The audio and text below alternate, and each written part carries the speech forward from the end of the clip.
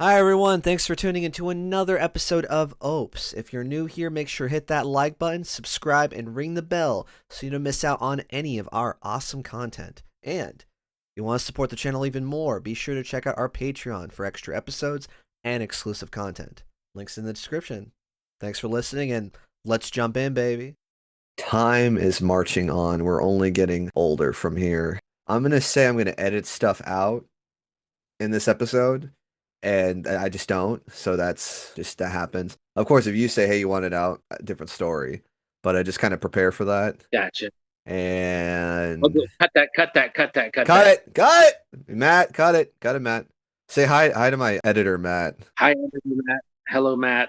You'll be cutting along with me today. Matt, this is Baba Booey, my boy. Played Magic with everyone who's listening. Yeah, will be a fun story. I would get into. Fun little side conversation. I'm gonna tell them the recipe. They're gonna know some inside baseball. Fun little mini conversation. I'm gonna randomly introduce you. Just let me explain how I got to know you. Let the audience know. Tell them about the show, and then we'll start getting into the good stuff. Does that sound good with you, big dog? Yeah, sounds great. I love it though, Mr. Borge. Okay, Borgia, Mr. Borgia. I was like, what was your name? You know, you're the Borgonian. Borgonian. I'm pretty sure I just said your name. I think I just said your name like 2 minutes ago. You know what? It's fine. I just would rather just keep the persona separate from my name. We're gonna beep it. We'll beep it. No one knows what I'm talking about because it's beep. Cut it. It's just cut it. Yeah, just okay. Yeah, right. Just cut it though. Cut it.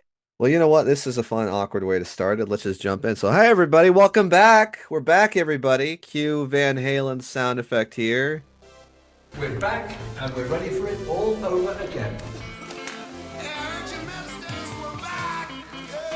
Now, yeah, I'm thinking I'm back. You know what time it is. Welcome back. It's 2025, and now you're here with the greatest. That's right. Ordinary people, extraordinary stories. With your host Trishy and Shroom. Ordinary people, extraordinary stories. Welcome to the show, now your mind gets to blowing. Trisha got the gas, Shrunky got the flowing. Take you back to school for the fact you wasn't knowing. This ain't your normal pod, just a simple act of God. Just a congregation of brilliance in a world of facades. Interviews with peoples of all different walks. Comedy, intelligence is using every dog. Ordinary people, extraordinary stories. Ordinary people, extraordinary stories. You missed us. We're back. Yeah, welcome to another episode of Ordinary People, Extraordinary Stories. God, I feel like it's been years. It's only been months with everything going on in the current administration and what's going on. Yeah, isn't it fun, Eric? Isn't it fun living in a South Park episode? You know, I'll say this. At least you kind of can tell where everything's going. Well, where everything is crazy, nothing's crazy kind of thing. Yeah, like it's like the craziness. It's just gonna get crazier, and you just got to hold on for dear life. I don't know. We talked a little bit about this before we started recording. I'm a very depressed person already, and talking about like what's going on in politics, it just makes me want to die sometimes. Perfect. Yeah, it's great. That's excellent. And that's honestly all this show's about, though. Just kidding. But like, yeah, let's not be depressing. Just boom out the audience. Well, guys, welcome again to the show. Thanks for coming by, Mr. Borgonian. Let's tell about the story how I met you, though. So I very recently got into a horrible hobby called Magic the Gathering. It's a card game that's been around for a very long time. And I just started playing literally about 2 weeks ago.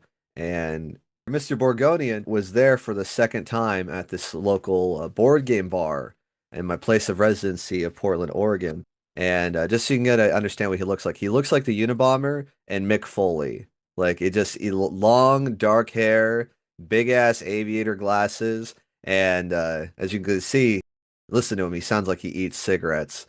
And I was like, "Hey, buddy, you want to play some Magic?" And he said, "Yeah, okay, yeah, sure." But he was the coolest dude, raddest guy ever, was really super friendly, and we played like 4 or 5 hours, dude? Yeah, that was a long time. I don't know if you could tell, but my back was starting to give out there by the end. Because you were carrying the game, that's why, because you were just winning too hard. I think you won both games, didn't you? You won the first game, though. You did win the first game with your outrageous vampire deck. How simply outrageous. Yeah, but like that was a one-on-one, but with the actual commanders, I think I it did. was I did take both of them. they take both the W's though. Now that's something we can get into later, guys. So, but basically, I got to talk to this wonderful human being and just playing a card game for 4 or 5 hours and got to know a little bit about him. And we're gonna find out on the show today, kind of like his story and the things he's gone to and why I think it's important for him to have on here. So everyone say hi to Mr. Borgonian. Mr. Borgia, can you say hi to everyone else? Hi, everyone else. There I you go. appreciate you all. One thing that I got to know about him was that he had a hand in radio broadcasting, and I don't do that. I do podcasting, but I thought great topic to talk about, maybe like what's different and what's changed. I mean, maybe before we even get into that, Eric, you mind kind of setting the tone? Sounds like you grew up in Oregon most of your life. Like, kind of how did life start for you? A weird, big open-ended question, but but How did life start? I'm pretty sure that a penis entered a vagina. really. We Wow. Okay. First here, folks. Penis into vagina, birthing. and it happened in Oregon, and so I actually was born, yeah, in Milwaukee, Oregon. Wow. Okay. Yeah, so that's where I kind of grew up in that southeast kind of corridor for a while Okay. until I was like 6 years old, maybe, and then we moved out to Gresham and started the compound. Got the Started the compound. all the guns in the house, and it was full on like Ruby Ridge. Were you a doomsday kid? You see your parents really were doomsday preppers? No, my dad had a lot of guns though. He had a lot Just of guns, just cuz. but Just cuz. but my mom was really into like the homeschooling, so it kind of gave you that feel like where, oh, wow, we should be in a house. We should be like in an A-frame up in Okay. the woods with like like guard dogs and sniper rifles. Oh God. No, it wasn't like that. I don't want to give that. I don't want to give that impression at all. It Oh was no, like no, no, no, no. If anything, it does sound like those, like again, you were homeschooled and it was just like kind of like almost kind of what you seeing a lot nowadays, where it's just like, hey, you know what, the real world's so crazy and bananas, it's probably safer to just keep you at home with the guns and the homeschool. right. That I think that is the idea. Something from the name that I'll say. Like I grew up on the edge of Gresham and Boring, and Okay. also I wanted to attribute a little bit, not only that name to being close to Boring, Oregon, but like my childhood was pretty boring growing up being homeschooled like that. I didn't have a lot of friends. I didn't do a lot of stuff. It was very boring. That's So hilarious. yeah, I think it plays a little bit into my name. When I started getting out and being able to socialize and actually like started playing card games, that was probably the first thing I did outside of the house that wasn't really checked up on. Okay. Got to go to And your local game store and be like trying this thing. Well, I mean, I wish we could talk about that though. So, I mean, was it magic that started everything, really? Like you got a taste for it? yeah, it's hard to say. There was a couple of card games at the time. One of them was Star Wars, the collectible card game. It was by Decipher. It was a really cool card game. I still have some rare cards somewhere, I think, up in my closet. But the Okay. bulk of my cards I gave away not that long ago. But I just got rid of them. What's it play like? It plays like an adventure. You're putting. I mean, and it kind of plays like Magic in a way too. But you're putting out lands that count as mana. Okay. Not mana. Gosh, I know where. force.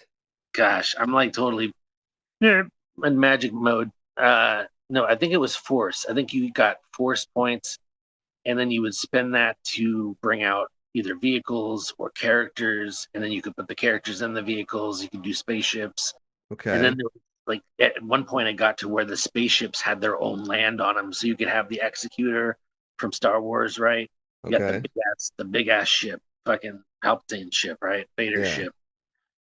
It has a land inside of it, and it's generating its own mana. Or sorry, geez, did it again. I know. It's generating its own. Well, it kind of is mana. I'm just gonna say mana because most people are gonna understand. Most people get Exactly. because they say it was generating mana because that's basically what it was doing. But this is inside of a moving vehicle that can attack and do all kinds of other shit as well. But was it like a Empire versus Rebels? Was there a point Yes. thing where you had to like essentially destroy a certain star destroyer? Like how did that work out? Light versus dark. That was what it was. Light versus Okay. you were either the bad guy or the Good good guy. versus evil. So you usually had one of each. I think that was kind of the general idea. There was obviously people who, like today, have like 50 decks of magic, but a lot of us kids didn't have that. We had our light deck and our dark deck. Hmm. Light, dark. Good versus evil. Rebel Yeah, versus. Okay. But so it started that, but then eventually, and just to be clear, because funny enough, like I think there are actually a good amount of people who don't know what Magic is. So Magic the Gathering is a card game where I want to say it's usually just like elves and goblins and wizards, but not anymore. Now there's SpongeBob and Final Fantasy and Fallout in it, and super mutants and anthropomorphic sponges and like, but the whole point. Warhammer. And well, how can I forget the big baddie himself, Mr. John Warhammer, is in the game. But what it is that you have these things called lands, what there literally are land, island, plains, swamp, mountains, forest, lands that act as what they call mana. It's a point. So one land is 1 point, and you have to pay a certain amount of points to summon creatures and win the game, though. So anytime we say mana, we're just talking about points and resources to use. So. But when did the big bad M word come into play? I want to say it was around the same time. It's like I said, it's hard to tell which game came first in my brain, The chicken but it and was the right egg. around like 95, 96. It was probably like 95, 96 era. Okay. Uh, and I want to say that I should have gotten into Magic a little harder and left off of the Star Wars, but who was to know that the value of Magic was going to go to what it's been today? It's insane. So Absolutely. I was a kid. I had all these cards. I played with them. I was good. I kept them in good shape. And once I got to college, I'm just gonna skip ahead You're really fine. quick, because this is imperative to the story. Okay. No, you lead on. I needed money for a car and I needed money for other things. And this was right about the time Craigslist was being born, Okay. like in its infancy. And I put the stuff up on Craigslist for like $500. And Wait, some dude all over your in magic stuff? all my matches, the books, Oh, cards, everything, God. all of it. And I put it all up there. And I was thinking $500, man, I am scamming these motherfuckers hard. I'm getting so much better out of this. And some dude over on the East Coast, he's like, "Hey, my buddy drives a truck, or oh, my relative drives a truck, and he's going to be over in your state. Can he pick up those cards if I send the money with them?" I'm like, "Heck yeah, why not?" I'm thinking this is totally not a murder setup, right? Yeah. Uh, Not gonna but I wear have, your skin, take your yeah, organs. yeah, something like that. I had my dad drive me down. We did the swap. He took this big box of magic cards away from me. And I remember it wasn't like uh, maybe a couple years later, I started looking at prices of magic cards and how they started just going insanely high. Quadrupling. Do you remember, just I want it because the audience get an idea. Do you remember a very rare older card you had? Don't tell the price, just I want you to tell me the name of it and I'm gonna look it up. Okay. I had Demonic Tutor, I think it is. Demonic Tutor, MTG. Okay, Demonic Tutor. Okay, all right. It was beta. It was the beta version. Okay, there you go. Demonic Tutor MTG beta version. There we go. It's more than it's worth more than I got for the buck. Oh, But damn. You know what? Yeah, it's unfortunately so. So the high point, yeah, but basically bound 400, technically someone's selling for 435. Beta edition Demonic Tutor, one card, $435 today. and look at the condition too. You got to look at the condition of these cards. Yep. Oh, Mine yep, was heavily played, pristine. heavily played, heavily played. Yeah, let's see like rare, like barely touched. Near mint. Want to guess how much it's going for today? Basically barely touched, near mint. 1,500 easily. 13, but yeah, that's right there. Right there. I Right there, dude. can't tell you that I have not looked at them. I know I Uh, that It's brutal, and there was more than that. There was so much collectible stuff that I gave away in that thing with it. So, yeah, dude got a good deal. So, good on him. I got a car out of it. I got some stuff I needed. It was cool. It's good at the time, and it's kind of really hard. I think a lot of people listening can kind of vouch or just like they not realize the value of the stuff they had. Or I think I've even mentioned this on an episode. Like we don't realize how just growing up that we do, and then things we thought that were going to be around forever, or things that were going to be, like, oh, I could just replace this later, kind of become just yeah, just unreplaceable, and we're worth just quadruple in size and then value. Yesterday, I went to karaoke with a friend. Shout out Nate Dog, if you're listening. His, I guess, gonna be sister-in-law now. It's his brother's fiance collects Tamagotchis, Ah, and apparently those are going for a lot of money too. A couple $100 for them. Huge resurgence for them. There's those little virtual pets. You know what I'm talking about? like so vaguely remember them. It was nothing that I ever got into, but I do remember them existing. It was kind of like it was the off-brand version of Pokemon, right? Am I? Yeah. Well, no, not. I mean, kinda. If anything, it was just mainly just like having a virtual little phone pet, kind of like. I guess the only thing I could say is like Nintendogs before that, or just Oh! You're talking, yeah, yeah. You're talking about the little pets that, like, if you don't do certain things you with them, don't they, feed it, they die. Exactly. yeah. Okay, yeah. No, no, no. Okay, I know what you're talking about now. There's Yes, a damn resurgence of it, man. Apparently, those are going for a couple $100 now. Actually, here, let me see. Like Tamagotchi, Gotchi. it's impressive they still exist in a way that they can be played. Exactly. Yeah, it still exists in a way. And actually, no, they're now having a resurgence. That's the thing, though, man. It seems like so much of old stuff. I mean, is that just a way of time? Things that like again, people went from like, oh, this is a little niche community now gets so popular and wanted that everyone like wants a piece of it. Because apparently they released a new one back in 2023. So go figure. It's in mint condition Tamagotchi. Oh, $80, 100, 150. This is for a 97 Tamagotchi. Okay. But still, man, it's just crazy. Crazy little toys back in the days. Almost 30 years ago. Yep. Oh, FNA. Jeez, it's crazy, man. Besides Magic the Gathering, which we described before, though, I want to have on here because you had an interest in radio broadcasting. Now, you mentioned, a bit of an outcast, lived on the compound, had to, do your daily farming, clean your daily guns, check the ammunition. And eventually they let you out of the house to play, satanic card games. But when did like just I guess the broadcasting interest come in? Was this kind of you had that outcast mentality and you like maybe punk rock and that just seemed like something to do, or when did that come into play? like music a lot. Like I'm big fan of music. Um, but I saw, I saw Howard Stern's movie, and this sounds so cliche, but I watched that movie and I was like, oh my god, that looks so fun. That looks like the funnest job in the world. And I really I just wanted to check it out. And when I graduated a little bit earlier than most people would because I was homeschooled. That's how Okay. it's just how it works. You Yeah. get done earlier. You get done earlier because you get a lot more done.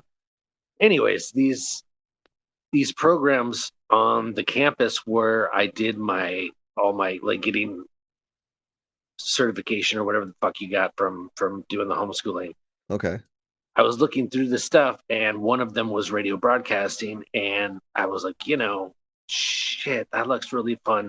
And then there was another one, it was drama, and I was really interested in the drama one too, and I went and did that one first. I didn't like it so much, and then I went and did radio broadcasting, and I kind of fell in love with that one, and I stuck with it. I stuck with it. I did about a year of it before I finally kind of got myself kicked out. I guess I didn't talk about that part so much, but I got myself not so much kicked out as I kicked myself out of the program, and I just kind of went about life, and then did my thing, and I left radio behind. Mm. But before all that happened, there was a lot of good filler. I don't know where to start on that one. I mean, let's start at college. So you got there, you showed up. I mean, so you had an idea of majors? Like, was drama? Did you do plays before? Like what got the drama interest in you? I think that the drama, yeah, I definitely did plays and stuff. Doing like in the community of homeschoolers, there's definitely people that get together and do like co-op stuff, and plays and theatrical stuff is definitely a big part of that. And so I had an early interest in it, I guess, and I like movies too. So there's that. I thought acting could be kind of a cool thing. My mom kind of tried to get me and my little brothers into like acting gigs around Portland, which that's a whole nother weird side story that I completely forgot about until right. But yeah, it was just kind of it fit. It fit. It just fit. It was something that was interesting. And I had fun with it. I had fun with it, but it wasn't quite right for me. And so yeah, I dropped out and then switched up for radio broadcasting. Now, was that what we're talking about? Like maybe a couple months, a year? Like how much into college were you when you made that decision, that flip? Okay, so I think I was about a year into college when I flipped from drama to radio. Okay. And then I was in radio for about a year, a little more than a year maybe, Okay. before it all kind of fell apart on me. Well, let's not foreshadow. Let's just stay okay. So you're doing the radio for a year, but I mean, you probably had some great stories though. Like you like doing it. Like what? Tell me about it. Okay, so yeah, we did your regular goofy on air stuff, making jokes, making fun of College radio yourself. station, probably telling people this is what's going on. We have traffic in Langston Hall, and this one. Be careful. Watch out those book bags. That kind of thing. Not necessarily. There was a copy that you had to read, which is basically it's a commercial, but you're just saying, oh, by the way, go to the bookstore for this, this, and this, or whatever reason. Whoever has the copy, they're paying for that slot of air to be used as advertisement, basically. So you would say whatever came up. I think I remember one of them used to be Music Millennium, and that's the only one I can remember. But there Interesting. there were more than that. There was definitely places around campus, and like events, if I remember correctly. Uh, Okay. but just think also, this was all run on like in a broadcast over a radio station, so we had to run by like FCC rules. All right. So no swearing. You can't, be super dirty. Exactly, you can't do Howard Stern. Only Howard Stern can do Howard Stern. Yeah.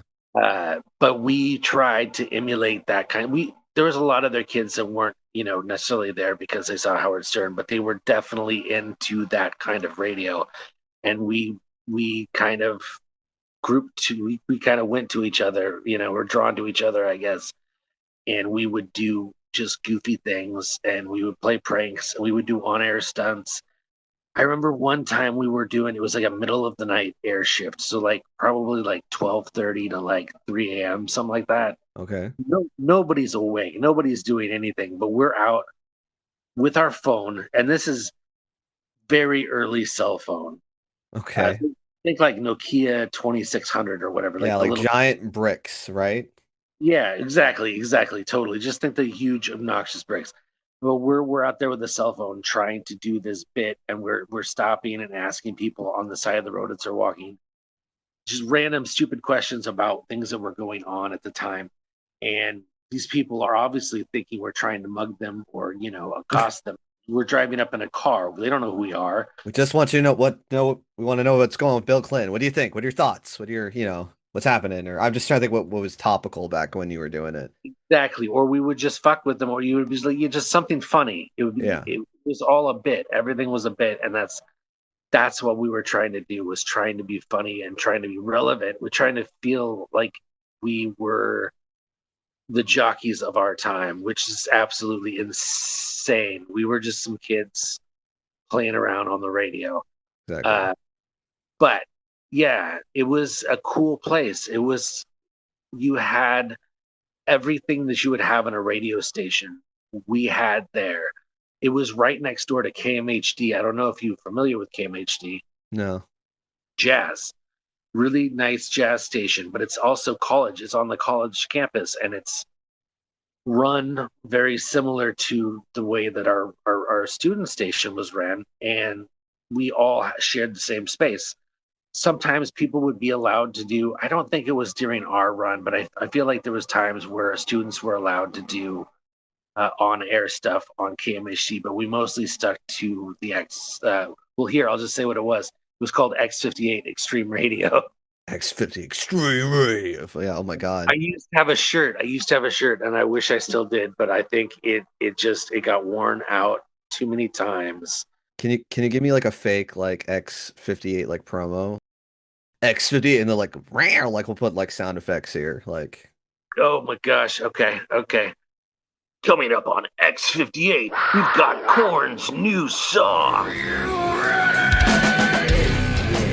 Trying to think of the name of the song. Yeah, that my brain just went blank as soon as I said Freak that. on a Leash. There we go. Freak on a Leash. Thank you. Actually, we're playing the super man, I can't even think of the word. Undeserved. Can't do an editing, man. We can't do an editing. We can. We absolutely can. The underappreciated. Another word for that. Yeah, my brain's gone. I know. I'm gonna find this fucking word. Unvalued, unknowledged, unsung, unnoticed, underrated. Why is that a hard word to remember? The underrated dubstep album, because Korn had a dubstep one. Oh no. No. Tiger sound effect here. Other radio sound effect. Nuke Radio. We make your eardrums bleed. That's the cool thing is with the power of editing, you can say a sound effect, we can play it right here. See, that's what we had to do, and we had to do that shit on the fly, and we could pre-produce bits. Like we had a studio behind our studio, our main studio where we broadcast from, and we produced bits occasionally. But a lot of the stuff we were doing live on air, and we had to do our own shit, and it was just put in a cart that had the sound effect. Put in, maybe make the sound effect with your hands, or make it with the. That's something exactly. You didn't really have a lot of that editing power that we have now. Towards the end of my college run, Cool Edit Pro was becoming the big thing, and then it got. I can't remember what the other one. It still exists today, but that's not called what it actually is or what it was. Oh, it's gonna bother me, and I'm not gonna remember it. Because Adobe is the big thing. That's what people are using to edit now. The videos, that stuff is primarily Adobe. That figures, and I think it was the beginning of Adobe, and it was called something else. Oh my God, I could be completely wrong on this, so don't take my word. Flash, because maybe it was Adobe adjacent, maybe. Oh, it never had the Adobe name. God damn.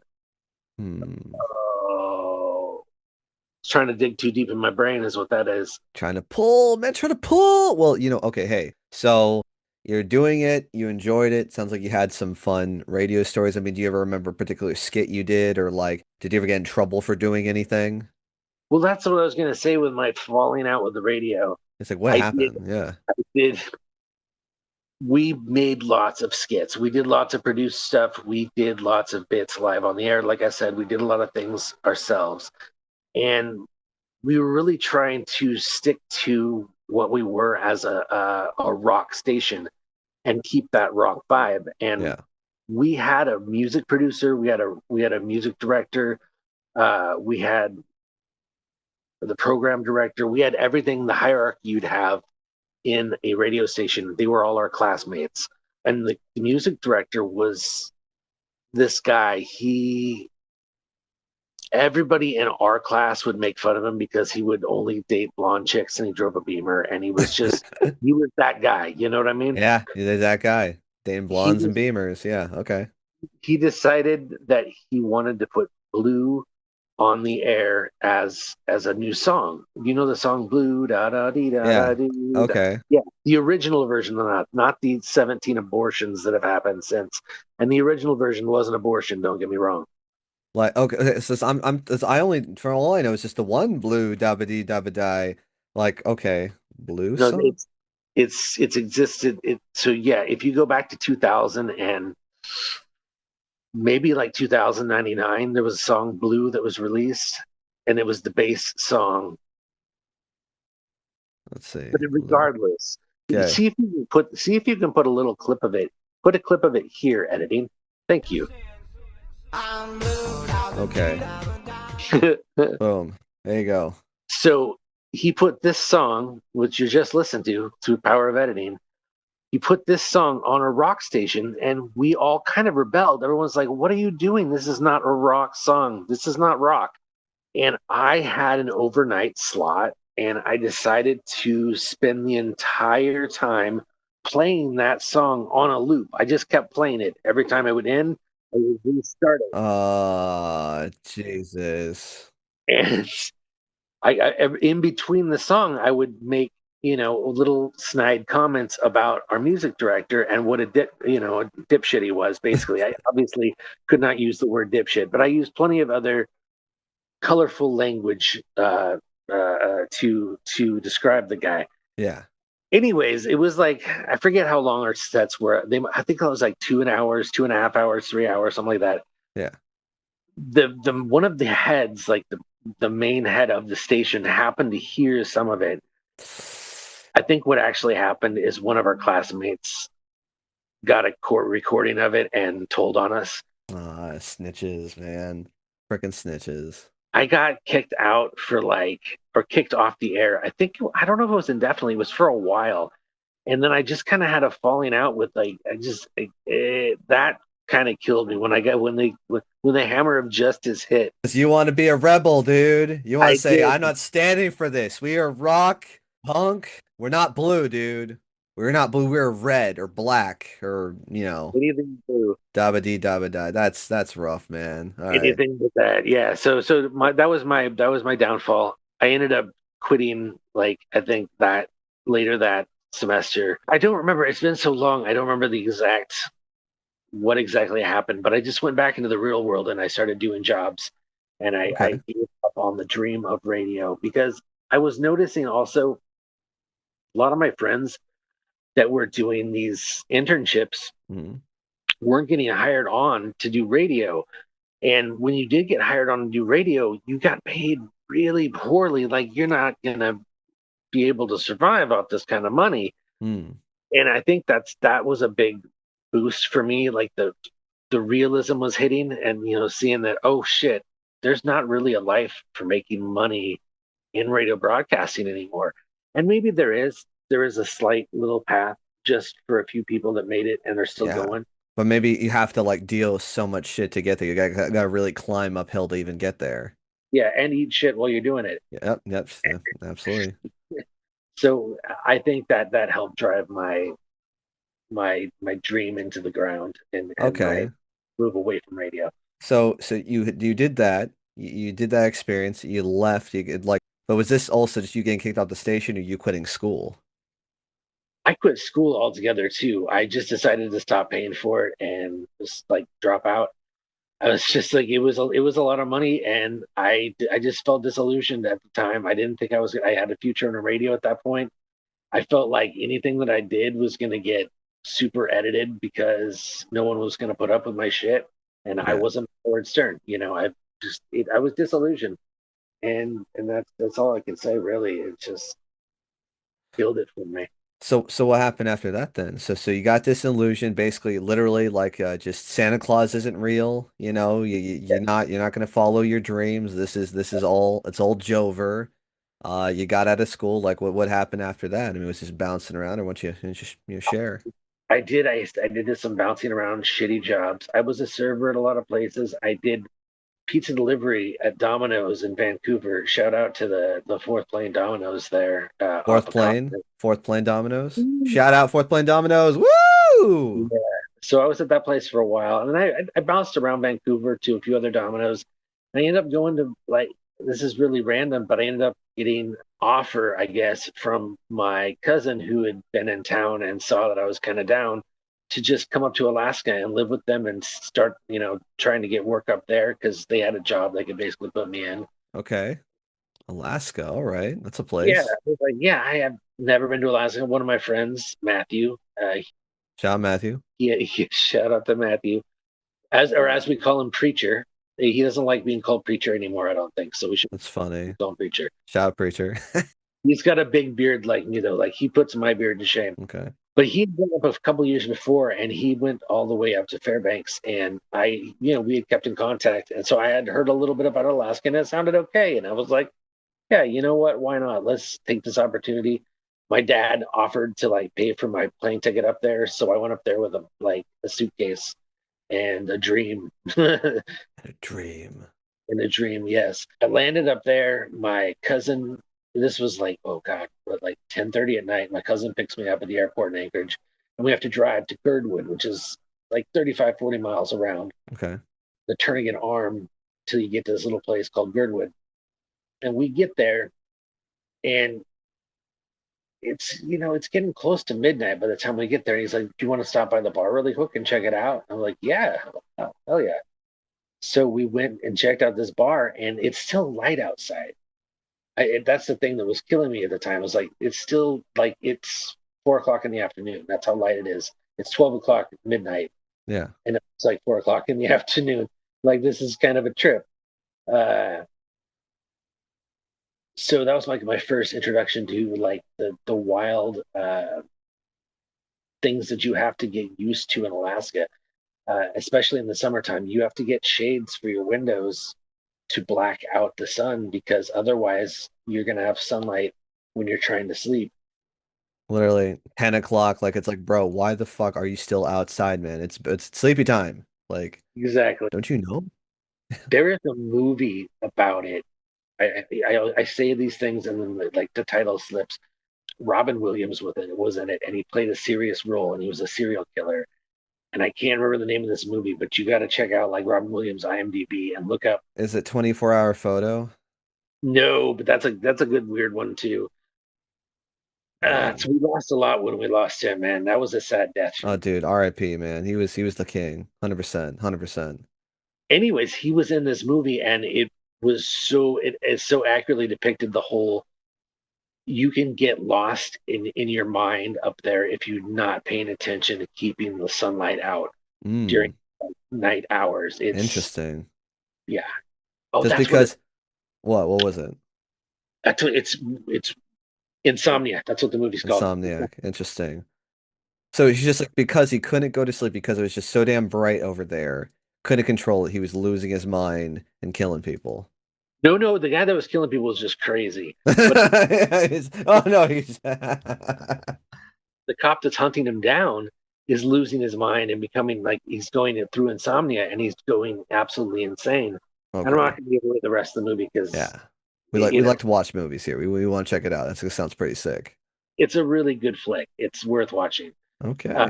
but I thought I'd give you an accurate description of what it was like dealing with that weird daylight thing that happens during the summer where it's just daylight most of Yeah. the time. Ordinary Which people, some prefer extraordinary too. stories, baby. Were we talking about insomnia, Alaska, and blue dabba dabba? We do everything, man. The show we just cover everything, man. I've been running the horse here. Do you want to get back? Like I feel like I've been running the horse. No, dude, you're vibing. We're in Alaska. I'm eventually feel like we're gonna get to your homeless arc. Oh yeah, yeah, yeah, for Oh, sure. dude, lead on, brother. Like because I'm trying to experience you because we're in Alaska right now, and I'm just trying to think what's happening right now. So yeah, we'll go back to Alaska.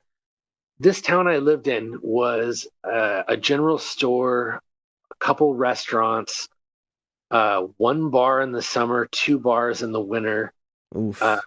and it has it. The only thing that it has in it is a resort, and so this resort brings in an insane amount of people, and it makes the rest of the town tick. Hmm. Uh, but basically, living there, you worked at the resort, and you got the choice of either getting a gym membership, or you could get a ticket to the ski or a pass for the ski slopes, Okay. which is like a no brainer. I'm going to take the pass that's like $600. Yeah, of Yeah, I course was I'm gonna going say it's gonna be that's pretty gotta be pretty expensive, right? to. Yeah. I can buy a gym membership. That's no problem. So I basically I snowboard bummed and I waited tables and I did a lot of other weird, exciting like extracurricular activities around there. We went hiking a lot, did a lot of like driving around the state too, just seeing different things in different places. There's so much of Alaska to see, and there's so much to talk about. Because there's But different types of Alaska. I mean, like, isn't like even just the natural biomes in a sense, like it's not just it is yeah, frozen wasteland, but there's also like a bunch of other stuff there too, right? Yes, yes, yes, absolutely. There's the rainforest, which is what we lived in. It was almost a tropical rainforest in a way. Hmm. Uh, the weather in that town in Girdwood was almost like what we have in Portland, aside from it snowed a lot more. If Interesting. Portland snowed a lot more, it would be the same. It was crazy how similar it was. But like down in Southeast Alaska, there's a wildly different biome down there, and that's where that movie took place. And something that I was talking about was in Southeast Alaska. And it's a lot of rainforest. It's just a lot of rainforest. They don't get as much snow as the rest of Alaska either. Hmm. They get it, but it's not as much. And as you go around the different areas, the snow increases or decreases. It's kind of crazy to see how that works. But some places also get so much snow that it's just like it's too much snow. Like, what do you mean? I mean, obviously, yeah, like where it's like this is unlivable. Like it's like you will get snowed in, like you will not be able to physically leave. Yeah, and like there's places along the highway where they would set up the howitzer, and they had this howitzer that was on the back of a semi truck. They would roll around and they would set up this howitzer and shoot into the hillsides so that they would preemptively get these slides to happen so they wouldn't take out the roadways so you couldn't get around That's so because crazy. if the snow comes down at a bad time, you could take cars out with it, people could get buried, and it could shut down like the major access points for certain towns. That's So just there's so a lot of crazy. Using yeah. fucking artillery to make sure the roads are livable. Like that's What was crazy is they had a howitzer in our town too because it was a ski town, and they mm, had to make sure people weren't going to get avalanche when they're out skiing and snowboarding. yeah. But I would wake up every morning to a howitzer at 6 a.m. It Which was just pretty sounds cool. terrifying. It just sounds like some fucking like PTSD, like, oh, what's happening? Like, oh my God, they're invading. It's just like, no, just clear the runways. Just It fucking was it was so funny once you got used to it, interacting with a guest. Because a lot of times I was up getting to work like at 5 in the morning, so before the guns would actually go off, and hmm I would get there and I would be doing my work, getting ready for the customers to come in for the day to eat their breakfast, and they come in and they're like, "What the hell was that noise? What was going on?" I was like, "Oh no, that's just they do. That's cool. They just do that so the avalanches don't That's just a happen." giant cannon loading real live ammunition to take care of the runways so we don't get snowed in. It's What? not just real live, it's highly explosive. It's a specific type of ammunition that's set to make the stuff up there break apart more. Just crazy, man. Like it's just it's like, excuse me, what's going on? It's like yeah, well, actually, you know what? The slopes are this way. Just ignore what I said. Just ski. Who gives a shit? You're not gonna pay attention to this. Just come on. So a big thing to do up in Alaska is to go outback skiing. And the thing that you need in outback skiing is you need one of these pulse beacons. Okay. If you don't have one of these, the likelihood that you're going to die goes way up because people go out on these slopes that haven't been shot with a howitzer and they're bringing these avalanches down with them. And it's long, Ooh. it's very it's just kids, people that don't know what they're doing. Yeah. And so you get buried underneath 300 feet of snow, there's no way they're going to get you out, you know, Yeah.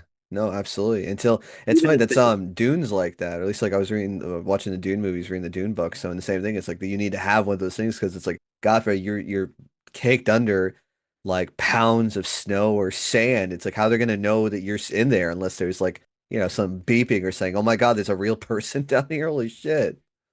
geez, I haven't seen the new Dunes. I saw the first, actually, that's a lie. I saw the first Dune and I have not seen any of the other Dune. When you say the first, dude, we talking about the John, not what was his name? Something Lynch. I'm not sure what they are, the remakes. The new one, the one that came out like a couple years ago. Yeah, And then yeah, we're talking yeah. about the David Lynch one with fucking Sting and his weird V-shaped metal bikini speedo. Positive that I watched the other Dunes when I was a kid. I just don't remember them. Okay, but so you're skiing, you're ski bumming, you're telling people you're waking up to howitzers. Snowboarding. Oh, Snowboarding. sorry, my bad. Fucking you're doing snow sports, waking up to howitzers. I mean, like so. Like, I mean, obviously we're talking in Oregon. Like, how long did you stay in Alaska before you decided, I got to move on? I was there probably about, I want to say 3 years. I can't remember the exact time frame now, but it might have been 4 years. I went and did a tour on the cruise ship train cars. It's run by Princess Cruises, but they're the train cars that run up to the interior Alaska. And Okay. that was the last job I did. Basically, I got completely disillusioned with everything up in Alaska at that point, and I went home after the end of this tour with them. So this is another like kind of almost seeing a pattern here. Like something happens where like you're just like this is not fun anymore. This place is garbage. This is not the beautiful Yeah, rainforest place I fell in love with. or it is still beautiful, and you've seen all the beauty that's there, but there's a lot of underlying shit that you don't want to deal with that is there. Alaska has its own kind of people too. Like the people are different. It's a different. I don't know a better way to explain it than that, other than you going up there and experiencing it. It's just a different vibe. You think it's because of the intense weather and the fact that like they have to, because I'm wondering if it's how I felt like with Portland as a Californian, that I kind of when the weather gets shitty, people kind of go off into groups or like people really do not hang out as much. So it's like either like just people are not overly friendly or don't go out of their way to hang out and or I don't want to say clicky, but like basically people tribe up really quickly and it's either you're with them or you're left alone. Maybe something like that. Huh? Never really heard of it like that, but I can see it. I guess. Uh, I I expected you to say something more along the lines of, "Oh my God, it's 55 and raining. What do Oh, we do?" no, oh my God. I don't have that much California sensibilities. I'm just like, oh my God, there's water on the road. What are we There is doing? there is 100%. There are some folks up here with that vibe from Cali. I have met them, and it is hilarious to me. Like, oh Yeah. my God, I Yeah. had to put a coat on today. Oh Like, my yeah, God. yeah, that happens. And then the weather changed. It went from cold to warm. What am I doing? Oh no, it's I will say this. The one thing that I'm really upset that California brought up here besides the high cost of rent is it was so nicer on the road. So I first came to Portland in 2017. Well, we first like a little day trip, you know? So it's like the hippies were still doing their thing. It was still like it still felt like Portland. Like this was before pandemic and then the protests and then the riots and shit. But I remember me and Britt were that's my wife's name, Britt. We're riding bikes and people were so nice on the road. Like people were like, "Come on, just like pass, like come on, take your time, go ahead." And I was like, "This is so nice. People are patient here." And I've noticed that I think California brought its aggressive driving of just like, "Get out of my way! I'm late because I make bad decisions." And just, it just seems like it's gotten way shittier driving here. Either they don't know how to drive, they drive too aggressively, or it's a combination of both. Yeah, I look. I don't want to blame it all on the Californians. I felt like that's always been like that's been the trope for a long time. Is just hang it all on California. Yes. We have crazy people from all over our goddamn country that come here, Yeah, and that's also fair. they they don't know how to drive either.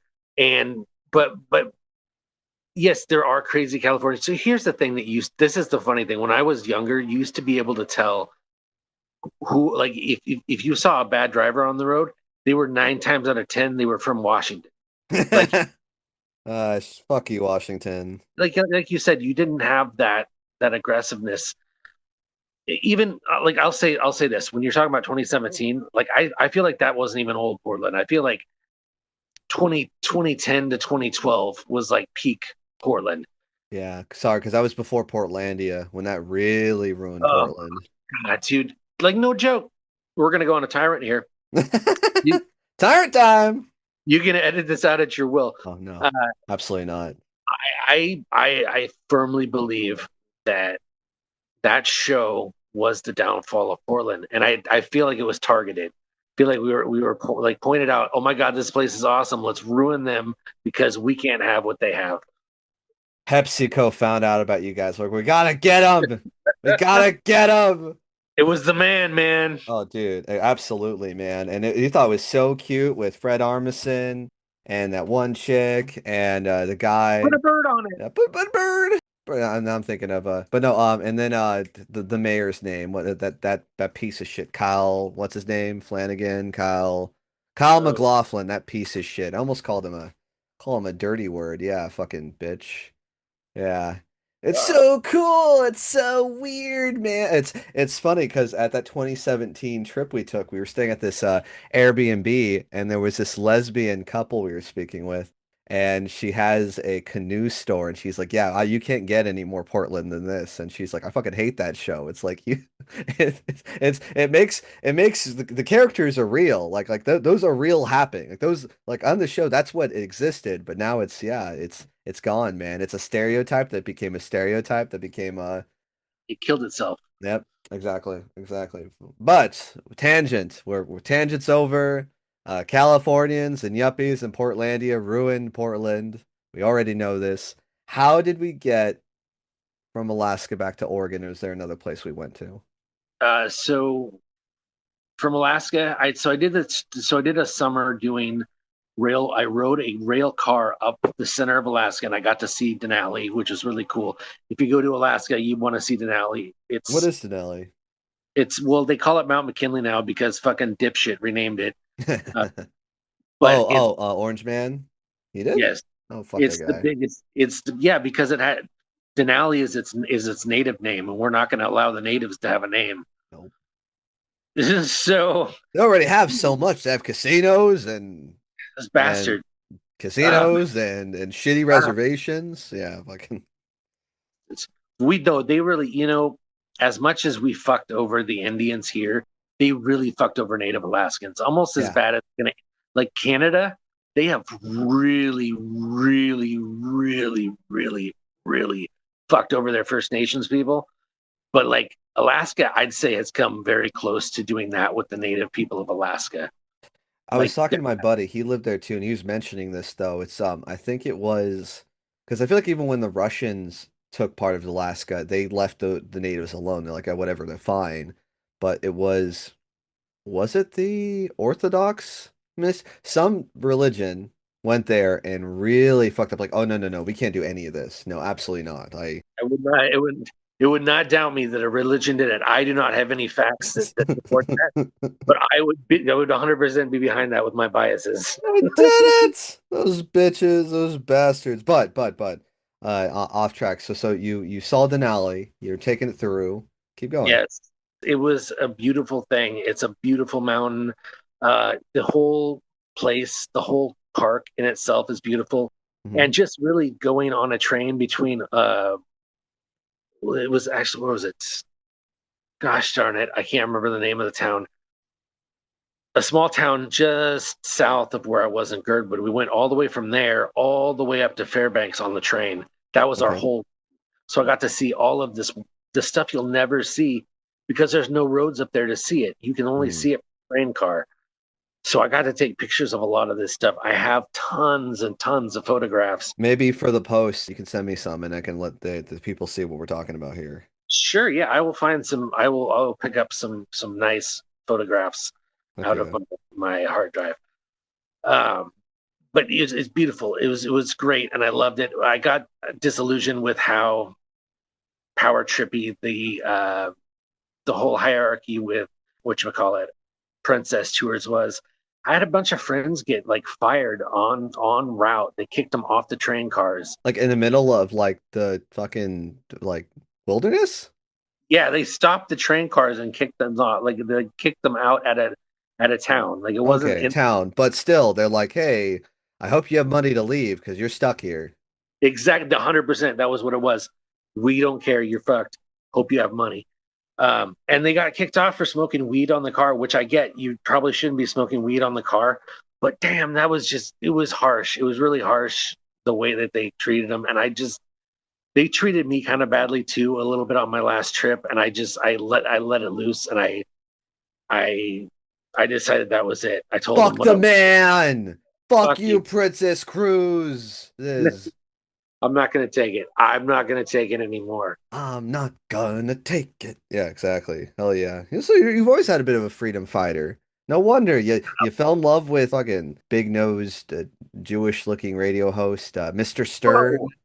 I whoa, know. I know. Whoa! No, Israel? What? Nah, just what? I've been told I look Jewish, so that's why I can make those terrible. I'm not actually just that's a You bad joke. man, come on, gotta watch it. You gotta watch it. I know, I'll get not you. no, but so you fell in love with Stern. You liked the freedom of Stern being able to say what he wanted, what he felt. You liked that freedom, and you joined the Yeah, radio station, and they were playing songs you didn't care for. You didn't care for, and you voiced your opinion. You did your American duty. You voiced your opinion. They let you go. They quit you. Went to yeah, Alaska, tried to enjoy the natural beauty of Alaska, and those bastards, man, kicking your friends, your buddies off, which actually does suck. You think like, okay, let me finish this tour, let me get back home to the mainland where the office is, and then you can fire me. Like, please, like, Mhm. Nope. nope, you're have fun walking, bitch. Just, oh my God. Yeah, I was like, I'm just gonna go back home and see how things are there for a while and see what happens. And my plan was totally to come back to Alaska and do something else up there again. But I ended up just staying in Portland after I like visited for like I think 2 or 3 months. I had a bunch of money saved up to visit, and ended up getting a job down here and staying with my dad until I got my own place.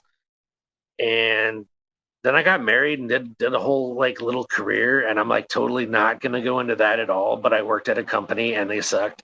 And they oh my god, they sucked. They sucked when I got there. It wasn't there was no disillusionment. You can't even give me like a little tip, a little hint what they. I could also beep it. You tell me I could beep it. Right. Well, package company. Just we'll just say a package delivery company. Were you wearing brown? I, I am not going to answer that question. Yes or That's no. a that's a yes, me. Okay, so what did black and purple do for you? Something like that, or Yeah, nah, whatever. Those assholes. those Anyways, assholes.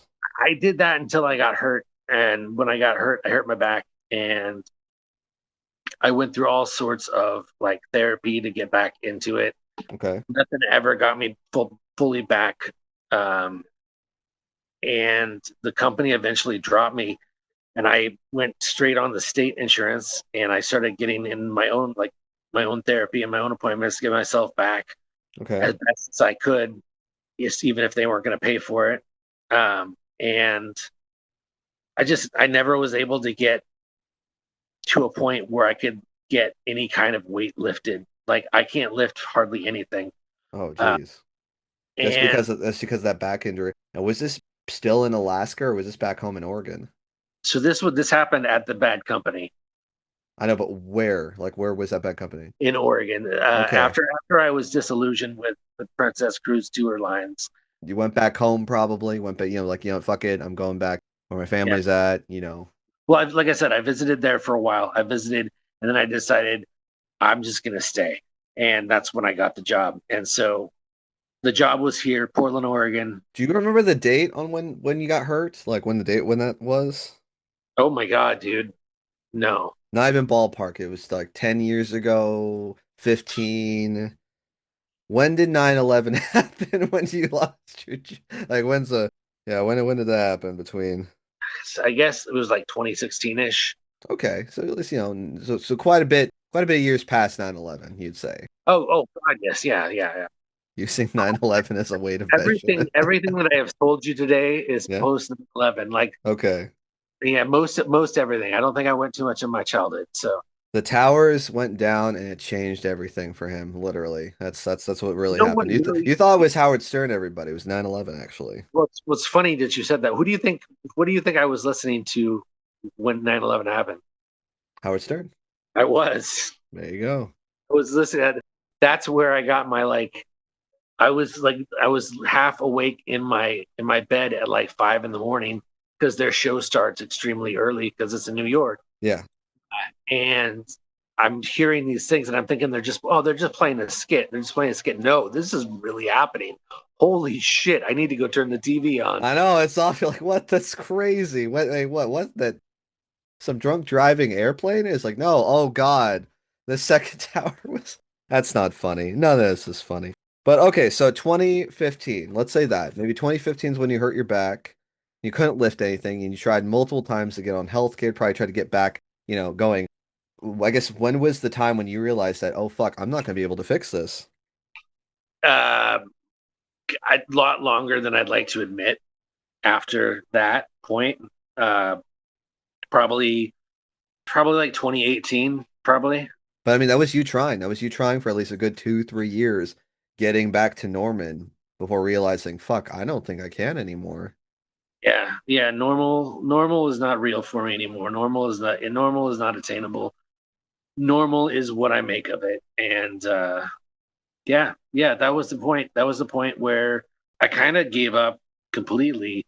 Not all the way. I hadn't quite given up on life yet. Like there was, I was staying with a relative on their property, out, funny enough, in Boring, Oregon, and that fell apart, and that sent me over the edge, and that basically is what threw me into like, well,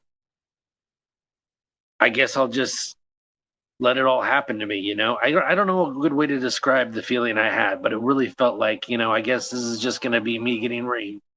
you know I guess you'd say maybe you're bottom of the barrel. I mean, and the fact is, like, did they kick you out? Do you remember what happened?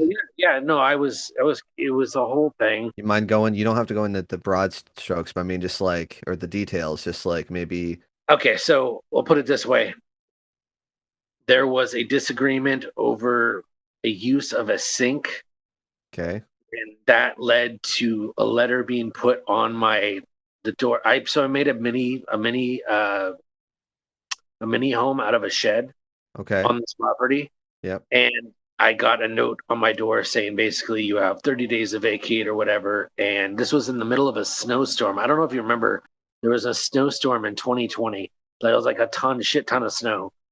It was such a weird year, but I got kicked out then, and I got a spot at my friend's house crashing on his floor. I had an inflatable mattress with my bed topper because my back's all fucked up. Yeah, and that if we're talking about like a shed in a snowstorm, I mean, like, people realize, like, when you're dealing with like the cold, like, you have to have something like to keep your stuff above the ground because like even the bed will freeze, right? Well, yeah, the way that I built this shed, it was like even the base was above ground. Like I built it with a base that was above the base that was actually provided with the shed. So it was had an Okay. extra layer, I guess.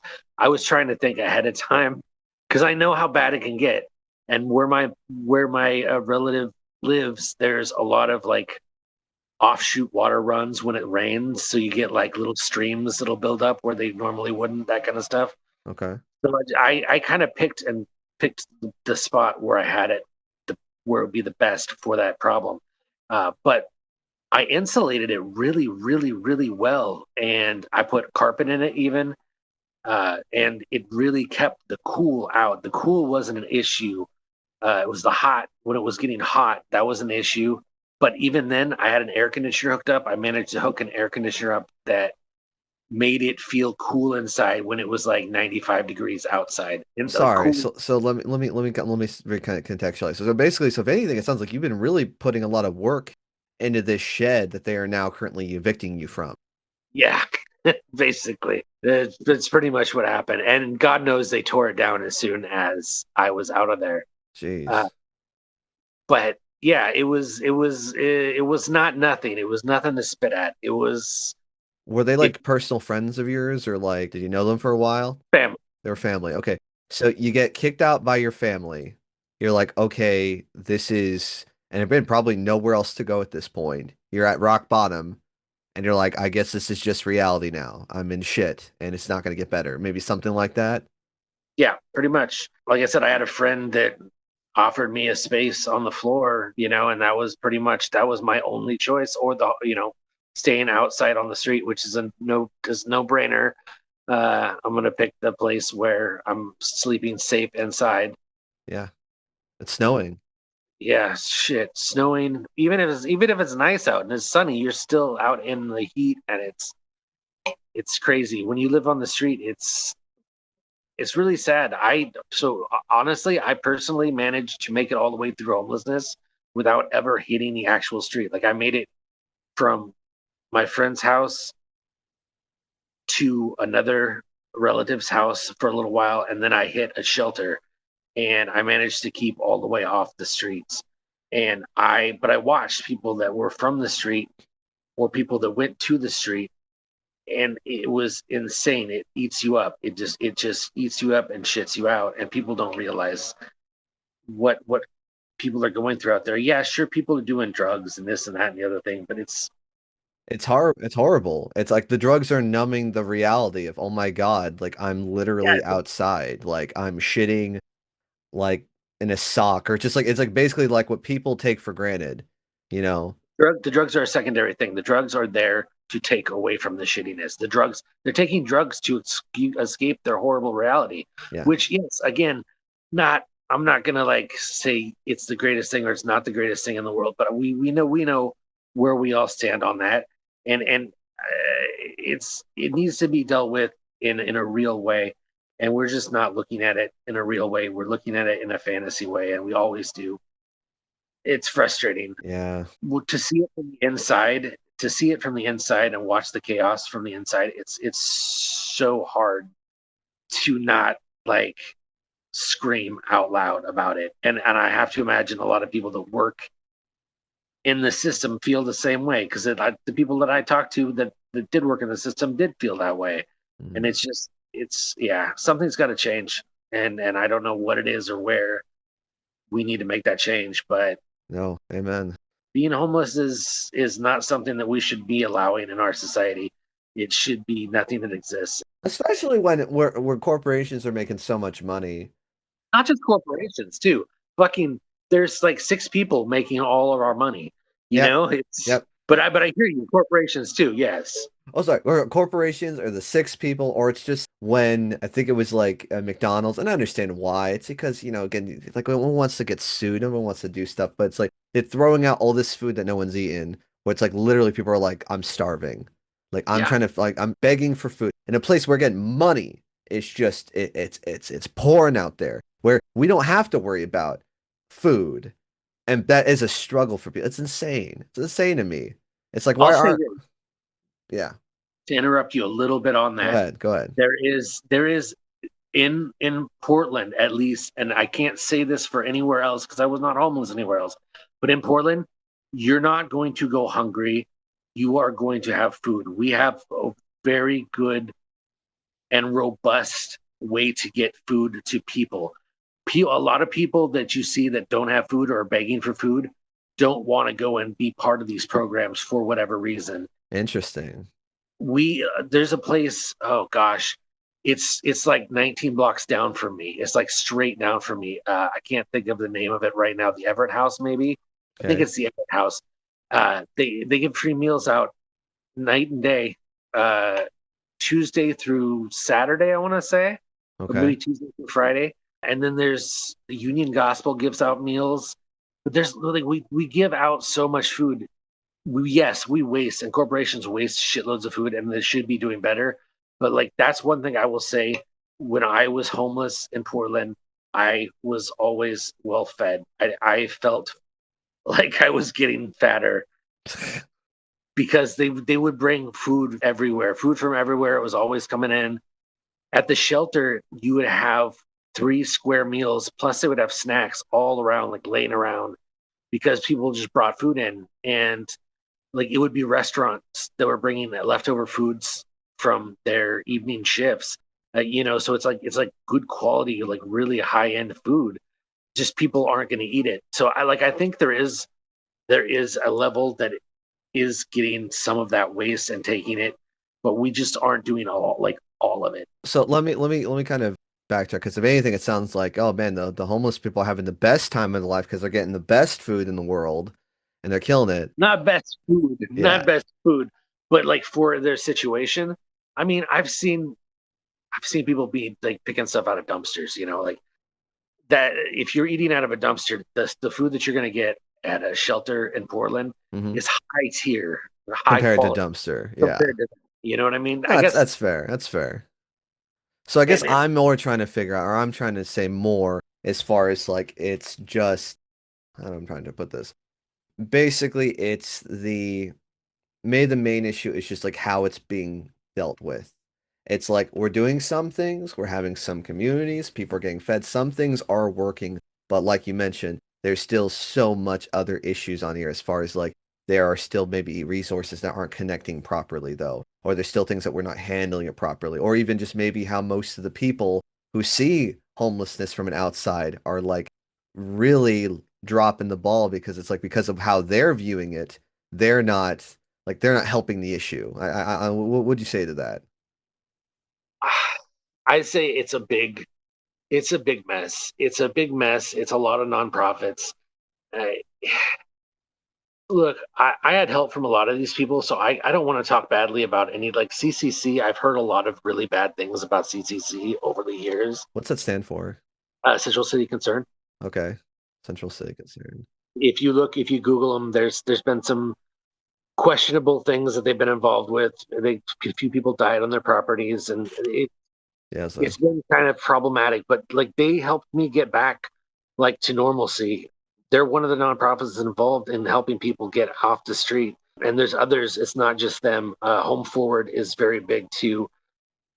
I think the way they're ran, if they were ran, it's like a corporation. They run it it's like a bureaucracy, mm. and I think people with realism need to be in these positions. People that can see what's going on, not people that are scared of the actual people that are on the street. Like that's like the people that would run from the homeless people. I'm not saying Mm. who these people are, but you get up high up in these business situations, and it's going to be people that are not really knowledgeable on the street, right? They maybe just seem kind of like homelessness is I hate to say it's like ooky. Like, oh, this is Yeah, it's gross when it's like, it's okay, something we like need to fix. We need to yeah, fix it because it's bad. It's bad and it's gross, which is not wrong, but it's a bad way to look at it. yeah, And I don't know like my biggest takeaway from going through all of it.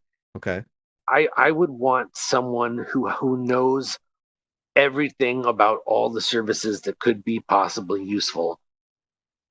I Everyone should be assigned someone that knows all the services that could be used. That would make everything so much more streamlined in Portland. You just don't find about every single program. You just don't. It's just not possible. Like maybe having like maybe like a centralized app or something, or just something where it's like, here are all the resources, and most importantly, they're up to date. They're like with numbers that you can actually contact, clear hours of times and limits and stuff like that. Yeah, I don't want to go straight into an app. I don't want to go straight into AI necessarily. Like I feel like this should be a person that It's brother, but what you're asking for is a I know. tall order when literally I, it's like daddy AI can just fix all of that and I don't know. Like innocent. Oh, I was talking to somebody. Maybe it wasn't you. It was somebody else that was basically mentioning how. Oh yeah, I was talking to a lawyer. So this is a lawyer who's essentially helping for properties like rents going up, like fighting rent control, and saying here, like inflation's one thing. Like understanding why, yes, we understand why we have to increase the rents because everything else is getting expensive. But it's like, where do we draw the line where it's like, okay, now this is just gross profiting right here. And there, she was mentioning how a lot of the people, a lot of the property owners are using AI to say, hey, how much to the dollar amount can we squeeze out these clients without bankrupting them? Like how can we make the most profit, be the most skeezy, and still let them be able to breathe? Not only just breathe, just basically take them to the line where it's like, okay, a dollar more and they're done. They can't do it. But right up until then, and just how disgusting that is. So it's like, yeah, let's really use AI to nickel and dime people when in reality, let's do the opposite. Let's have AI take this big, disgusting, jumbled mess and come up with a solution. Honestly, they have to be. It's got to be something like that. AI thinks it's Adolf Hitler right now. I don't know if we should, Come on. That's one. That's just Elon's AI, man. but I hear what you're saying. I hear what you're saying. I am so fucking old school, dude, I'm old. I'm more old school than my age. Like I don't. I want to see a person. I want to talk to a person. I don't want to use an app. I just, I want to. I just want things to be the way they were in 1997, 98. And it's not, brother. That was, That's the only downside is it's never going back there again, man. You're in the Matrix and you yeah. either fight with it though or you're gone, man. It's and I don't want to be I don't want to be the guy that tells you that. I don't want to tell you that. I want to be like, "Amen, brother. We're gonna make a comeback." Because I mean, as we clearly talked before, like things fall like in style again. Tamagotchis are important. Magic's important, man. Like things do re-pop up though, but I do think as far as like I think AI is only going to get more and more sophisticated to where it's going to sound like a human, and you won't even be able to tell the difference. Is the shitty thing. I think we're getting pretty close. I've seen some AI stuff that looks scary close. It's you can still tell, but it's just it's getting unnerving, definitely. Oh, it's Skynet, total Skynet. Absolutely, 100%. Did you see that Grok got a contract with the U.S. Air Force for some reason? Like, I'm not even kidding about this. Like, Like he gets 10 million, 20 million, like a large amount of money. $250 million contract Yep. or seven. It was 750 million, maybe. It was one of those numbers. It was an insane amount of money, and I don't know. I just don't feel safe with Grok. Oh, you shouldn't. 100%. Especially when it was mentioning things like killing all Jews or like you said, like the Hitler stuff, where it's like you're saying, and the crappy thing is it's only reflecting the echo chamber. That's it. That's the only reason why is AI is not this super smart thing. It's just a mimic. It's whatever we're feeding it, whatever it's around, that's what it's saying. And it's like that's just awful that that's where it's going to. It is. It is. And do you really think I could see Skynet coming out of it? I could. Although I don't know. Elon's products seem to suck. So maybe not real like good Skynet, but a form of Skynet. Have you seen the movie Don't Look Up? No, I wanted to watch that and then I never watched it. If you got a chance, you can pull up on the internet. I may recommend it's a wonderfully sad, depressing movie where it just shows what happens when big money and just idiocracy just refuse to like just the ignorance just gets refused to get turned off. And where a potential a reality we can go to. It's a comedy, but it's also so depressing because of how real it like this could happen. This is a reality. This will happen in our lifetime. I pray to God it doesn't, but I mean, again, time will tell with the future. Yeah, yeah. So it's like idiocracy. It's like Idiocracy, but very sad because of the horrible reality of what's to come. I know that's how I felt about idiocracy. I felt, oh my God, that we're coming to that. We are absolutely to go. That is what we're going to do. Try doubling down again. You'll watch it. You'll talk about it. You'll know exactly what I'm talking about, though. So yeah, definitely check it out. Well, I will say, if anything, I'm kind of looking at the time, and I feel like we're actually almost about to wrap up here. I mean, we went through a lot, though. We went a whole journey from Oregon to Alaska, back to Oregon, telling us all about like what you've been doing to even like your homeless stuff. But I mean, there are some more questions I wouldn't mind getting into. Do you mind if I kind of just maybe do a little speed round with you? Yeah, yeah, yeah. Excellent. But I also want to say just thank you for coming, man. Like, Aldi, you having a good time so far? I mean, this is your first podcast, so to speak. How you feeling on this compared to radio? It's different. I'm sitting with my phone held like a microphone in front of my face. So it's like, it's a different, like the experience is surreal right now. Yeah, exactly. You're like, how did we get here? But I mean, and dude, you're so natural, man. You're doing it. If anything, I think I speak for the rest of the audience. Love to have you back on there, but that's a conversation we'll talk about later. Let me go to my questions here. And so you would say, how long would you say in total do you think you were doing the couch surfing homelessness arc? Oh, so that was late 2020 until I want to say late 22.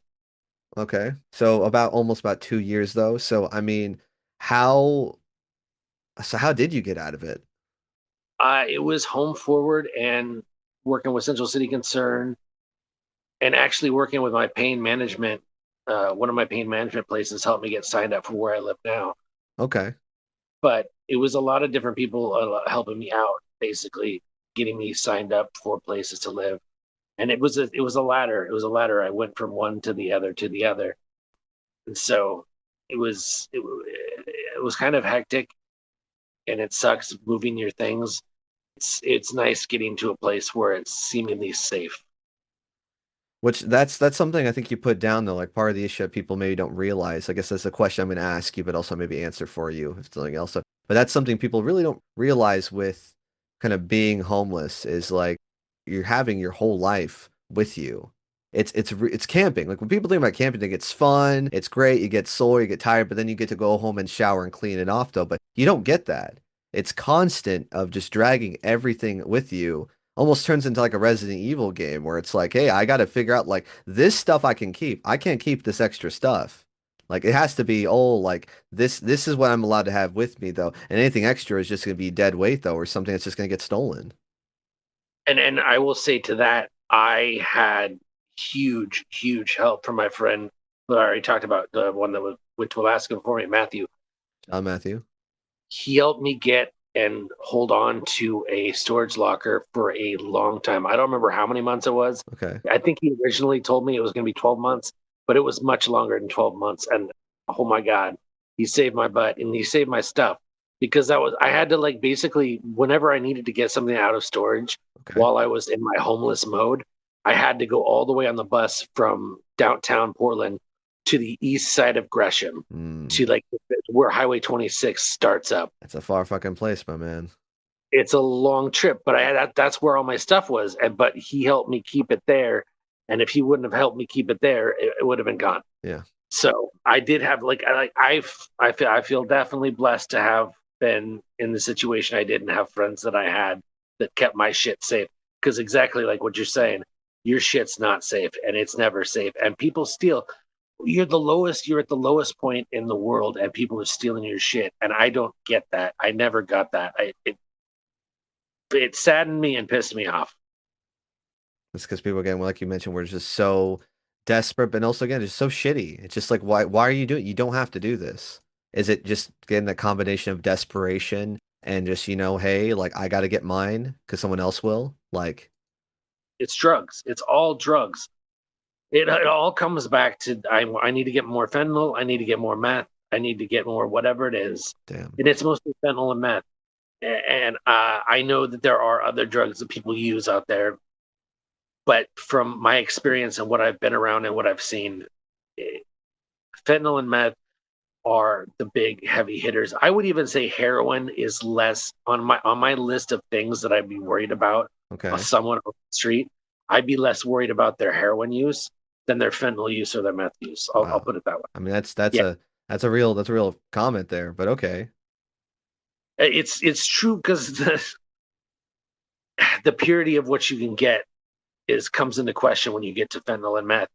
And not to say you can't get spiked with a heroin or whatever else you're using too, but the fentanyl and meth they're always trying to get their like the most you can get out of their money. You know what I mean? Like we're gonna step on this until it can't be stepped on anymore. I don't know how familiar you are with drugs. Not in that regards. I mean, you can if you want to, because like maybe the outsiders trying to understand like what you're talking about, like you maybe without being too graphic, just maybe explain what you're talking about. So like basically anything that I've seen on the street in the last 5 or 6 years has been the result of people that can't handle their drugs, and it's usually meth and fentanyl. And not to say people should be able to handle fentanyl or people it should be legal.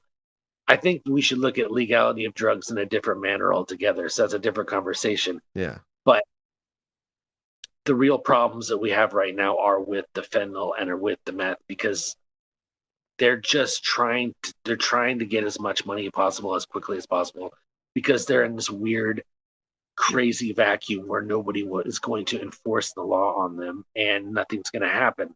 And now that's starting to take place again. People are starting to get booked for crimes and they're actually getting prosecuted for them, but it's a slow process. And I don't think I don't trust the prosecutor that's in office. I didn't vote for him. I didn't want to vote for the other person either, but I didn't vote for this person. But I don't think they have the right way to go about taking care of these drugs either. But we'll see. They can get the streets cleaned up in the next whatever 3 years that they have. Great. That's what they say. Again, that's what they say, but we'll see, kind of thing. I don't believe it. I don't believe it, and just because of what I've seen. And I could go on. We could talk. We could sit and literally talk for another 4 hours about this subject alone. I guarantee it. Yeah. But no, Yeah. again, I can still appreciate just because I mean I think like you're at least giving people insight to. I can't speak for everyone listening. I just remember back in Sacramento, there's a bunch of homeless camps. Definitely here in Portland, bunch of homeless camps, and like you said, it's not just drugs. It's just again bad situations, getting kicked out, getting like where it's like I don't have other options or anything like that. Sometimes it's money. I know I went to school at Chico State in the Paradise Fires.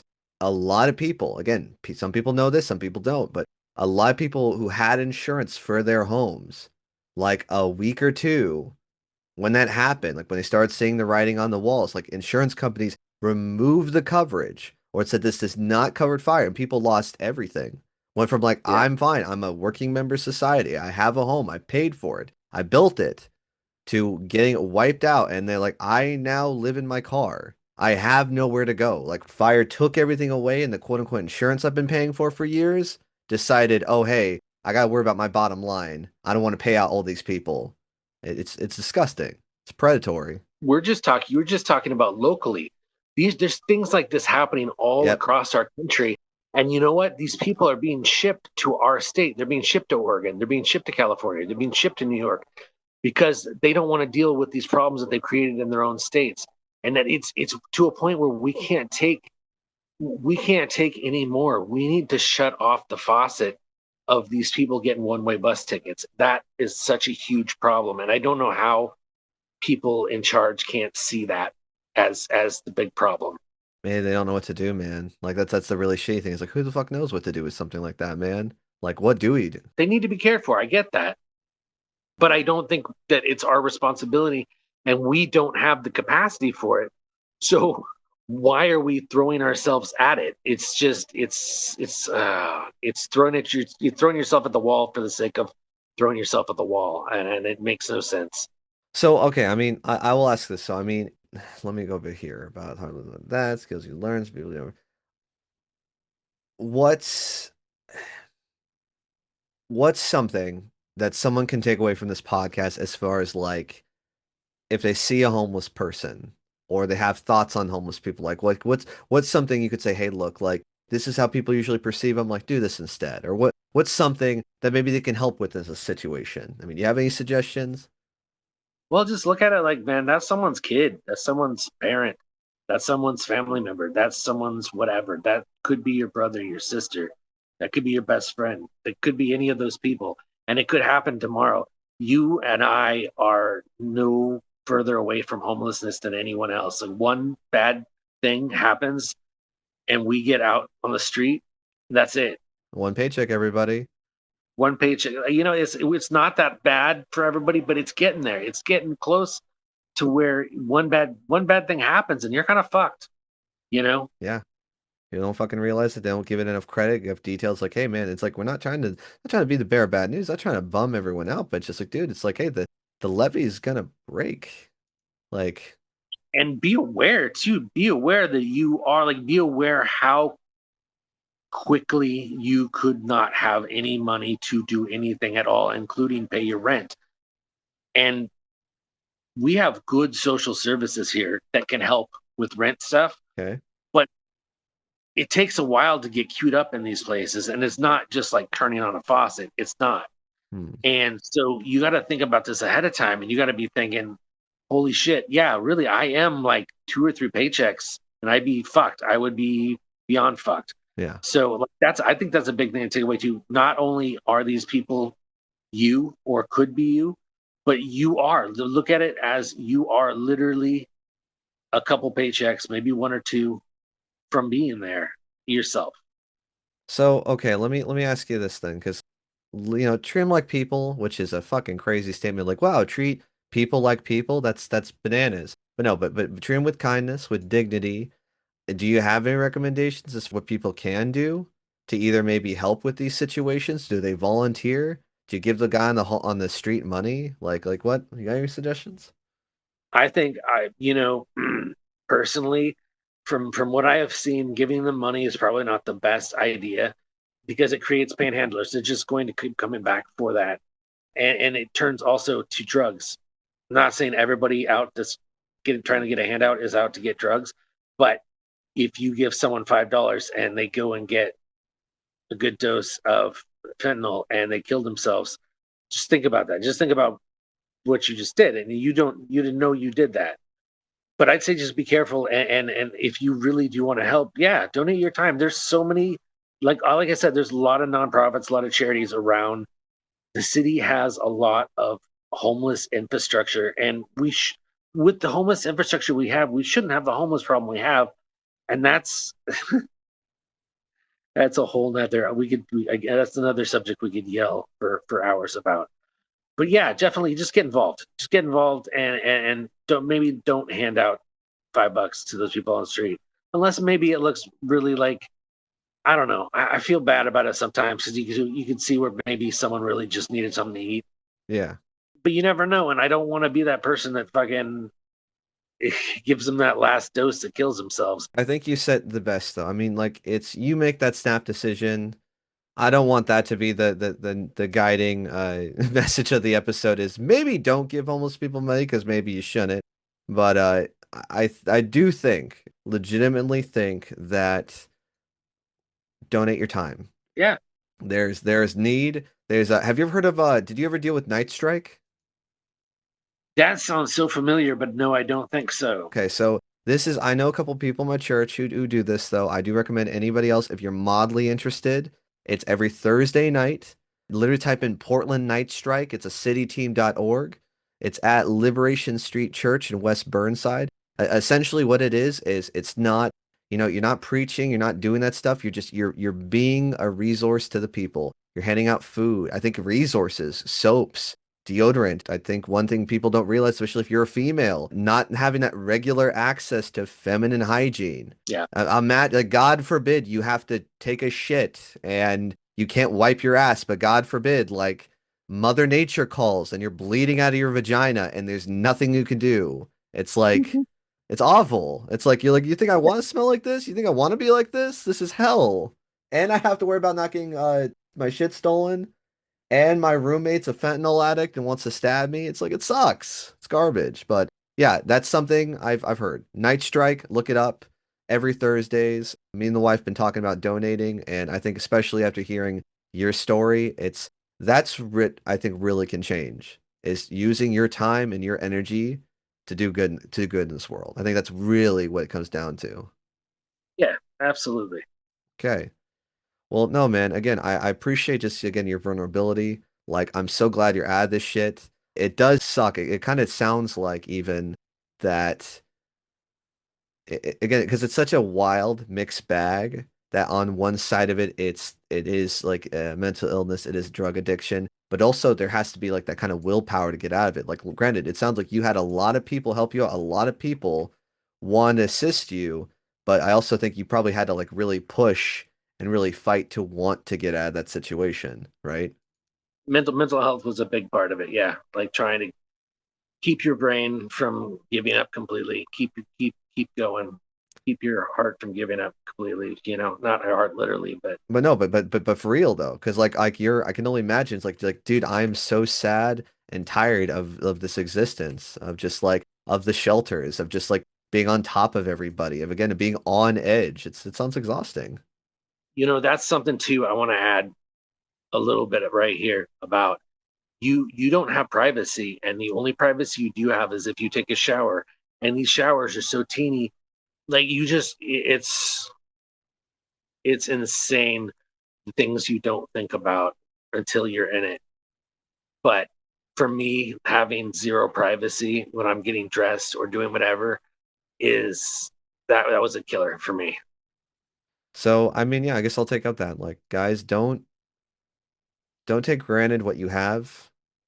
Like seriously, and this is something I need to like this is advice I need to even believe in too.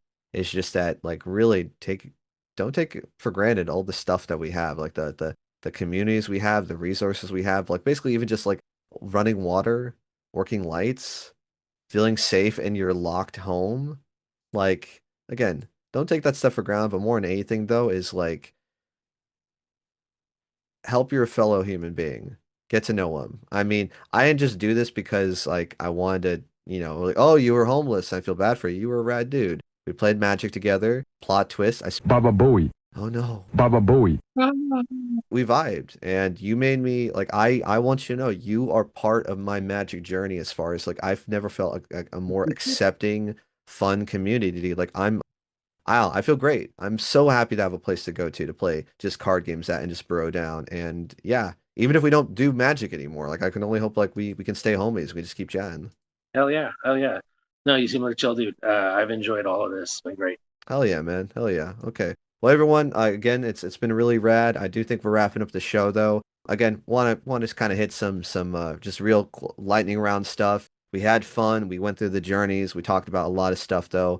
I want to talk about the most important. So let's talk about the Magic, baby. Let's talk about, real Magic the Gathering. Okay, I'm looking at the favorite color and why. Well, first off, maybe can you explain to the uninitiated, the people who don't know what the Magic colors do?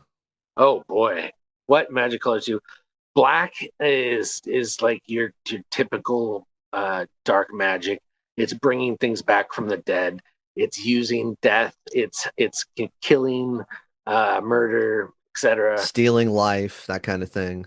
It's not just, you're right, stealing life, but not just stealing life. Stealing in general, stealing a lot of things comes from black. Let's see. Red is more of your fast mana, fast attack, fast hit. You like haste comes from red. Most, if you're going to do any kind of sorcery instant kind of deck, you're probably going to want to incorporate red because they have lots of good instants and sorceries for that in regards to that. Okay, speed, fast damage, quick damage, that kind of thing. Okay. Got a little sloppy there at the end. Oh, sorry. Uh, Yeah. let's see. Blue is like control. Blue is counter spells, lockdown. I don't want you to play the game. You're not allowed to. That's what it is. It's like you're not playing it. Not just you're not allowed to play the game, but you're not allowed to play your deck. You're just gonna sit there. Yep. Denied. Break. Absolutely not. Yeah, so blue's notorious for people just not fucking with it, not liking it. Be like, man, yeah, this deck sucks. Not like, why did you bring this here? That's blue. But it's fun to play with at the same time because it's so powerful. All right, let's keep going. Green. Green is just your strength in your forest, in your Giant monsters, dinosaurs, giant big forest. ass Yeah. wolves. It's like you just got like it's notorious for you get a lot of mana, a lot of that energy. You get like a lot of that energy on turn 3, and next thing you notice, you're like, okay, I have 5 dinosaurs. Have fun beating over this though. I will say like I naturally think I will fall into green, but like that's one thing I think I do end up hating green the most because it just seems like even when you kill the big bastard monster, it's just like, here comes another dinosaur right around the corner. Here comes a 40/40 with trample. Only the real ones understand that, but Oh God, yes, no, you're not wrong. Going on is like white is like the righteousness. White is bringing things back from the dead, but in a way that's not unnatural. holy kind of way. I Yeah. guess I have to define that as different from black. But it's also got a lot of like your lockdown. I forget what they call it. There's a Mm. specific word for it, but your spells that lock down what you do, like all your creatures come in tapped, or if you have to do this to untap. Yeah. Okay. Anyways, it's very controlling in that And sense. also a lot of life stuff though. So again, like usually most Like, games, 20 health points at the latest, then it's 40 in commander though. But and with white magic, you're constantly healing. You're like, cool, I'm at 100. Have fun beating me down. Oh, I draw another hand. I have another 120. It's you're keeping the game forever. You're just continuously like this game's not gonna end. Like you're gonna get people bored or I'm gonna naturally win. people will resign. People Yep, won't play anymore. that's hilarious. Uh, that's something we didn't mention about green. Actually, is green has a lot of that life gain too, where you all of a sudden have 150 health points. It's like, fuck, really? We really doing this? Like, come on, guys. Come on. Come The answer is on. yes. The answer is yes. Yes, exactly. We are doing it just like this. All right. Well, okay, so now that we know the colors, and that's what when we reference colors, guys, is a Magic the Gathering has 5 colors where it can fall one of these or an uncolor or all colors or whatever. What is your favorite, you'd say? My favorite is black. I just like having the ultimate control, is keeping things alive, and I enjoy pulling crazy jank stuff out that makes everybody go, "Oh!" Ah, wow, a 40/40 zombie that when it dies comes back with extra counters and just bullshit like that where it's just like, how is this fair? How is this The counters fun? come off and deal damage to you as they come off. Yes, Beautiful. yes, something like that. Thank you. Just thank you, base God. Thank you. It's fun. It's a fun color to play in. You usually want to add a color, dabble of color into it Hmm. because it's on its own. It doesn't have a lot of ramp. It doesn't have a lot of access to certain types of things that you can get from other colors. Uh, but those other colors I'd like to add in, I'd like to give like just a notable blue and green as a notable whatever. Those are the runners up if I were to pick. So you like that? You do, it sounds like you like in control, and you also like big monster. So big monster, control, and just a lot of life rot, a lot of steel and stuff like that, right? Yeah, Okay. yeah, All right. yeah. If anyone asks, I'm a particularly fan of black and white myself. It's kind of funny, like you said, it's like black and white kind of do the same thing. It's just like one's like, oh, I'm holy about it. One's like, I'm kind of a necromantic dick about it. It's just, again, same thing, just, different side of the same coin. One comes with stipulations. Yes. Yes. There you go. Smart. A lot of fun. Enjoy it. Again, I just like the constant life gain tick. I like being like, hey, I got nasty, ugly vampire monsters, but also I'm super hard to kill. Good luck with that. And blue is always fun. Blue's like, yeah, as nasty as blue can be, it is very rewarding to say, you know what? Oh, you want to do that thing? No, you don't get to do that thing. Oh, you want to play that thing? No, you can't play that thing.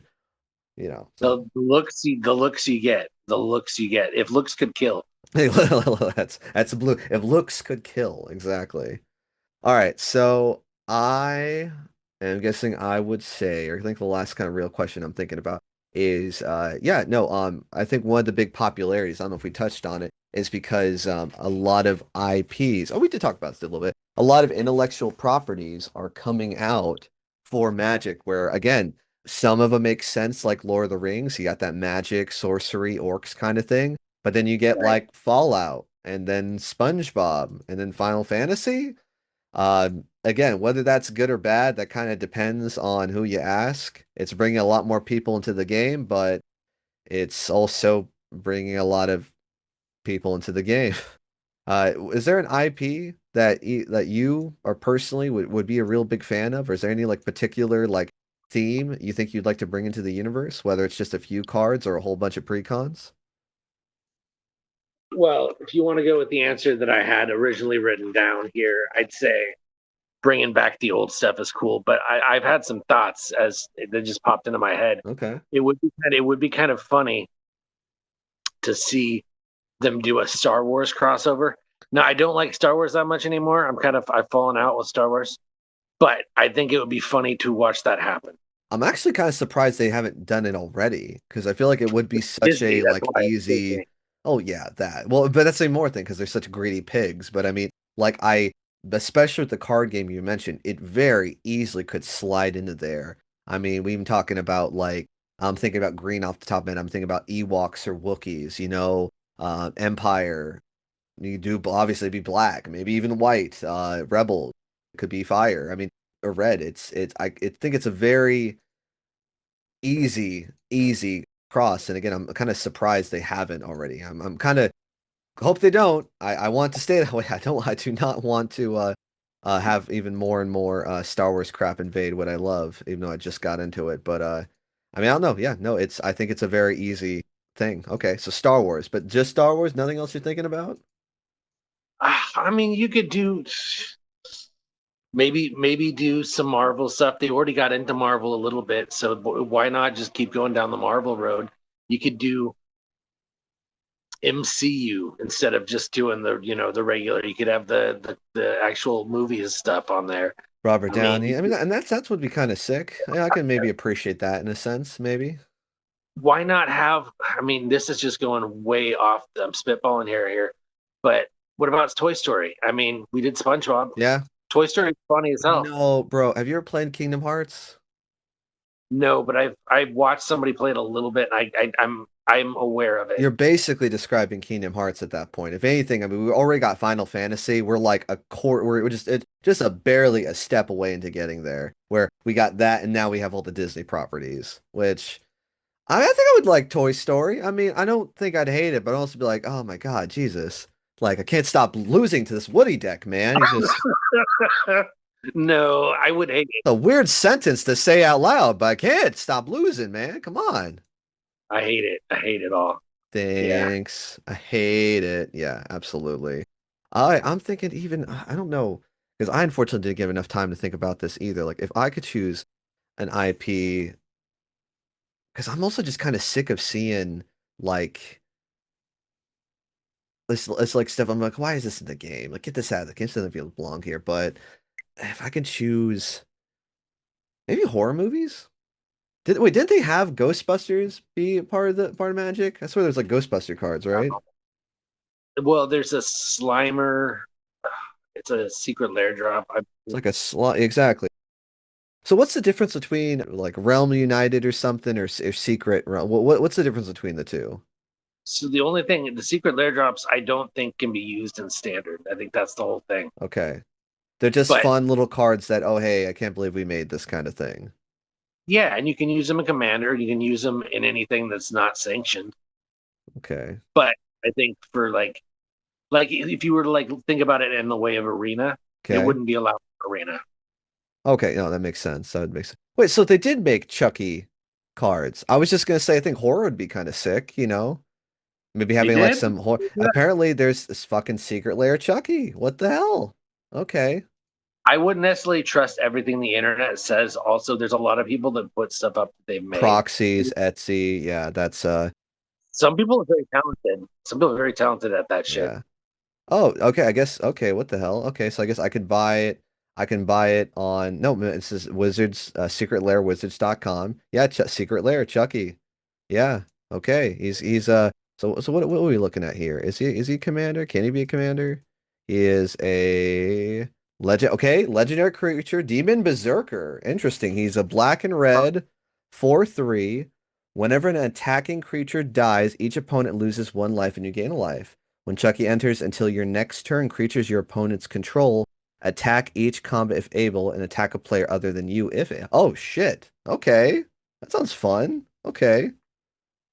I gotta build me a Chucky commander deck right now. Let's go.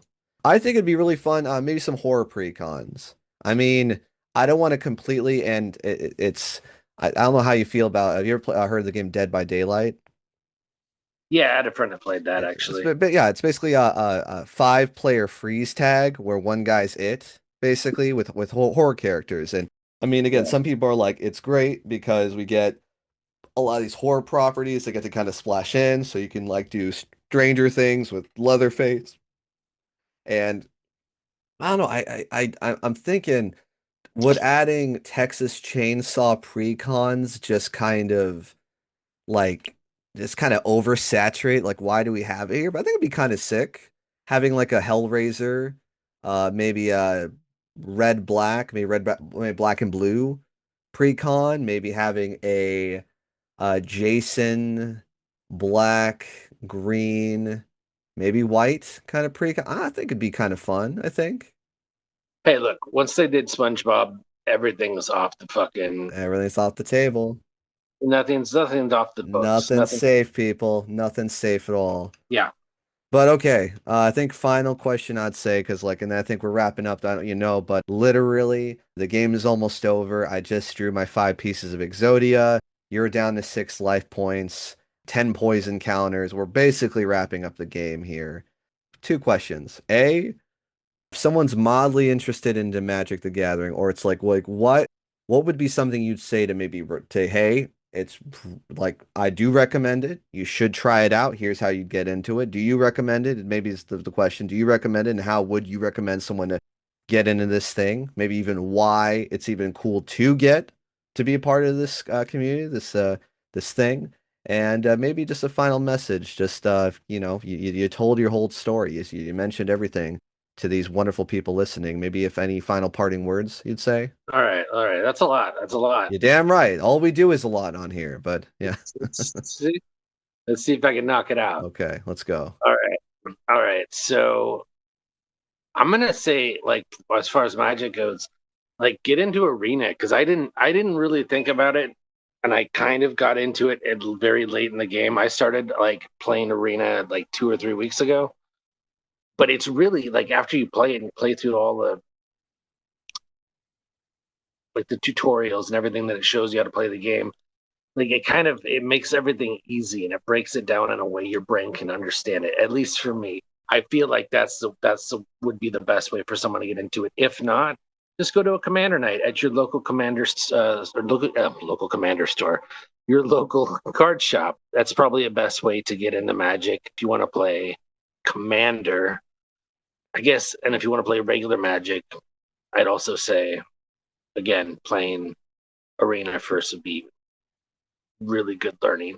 And just to be clear, so he knows the difference. And I mean, because I had to kind of understand what the difference between what is Commander, what is Magic, what is Standard. Because the game is so fucking old, essentially, like what would happen or like what's going on is that they have to limit the cards that you can technically play in what's called Standard. Again, what's like, hey, you can only play from this year to this year.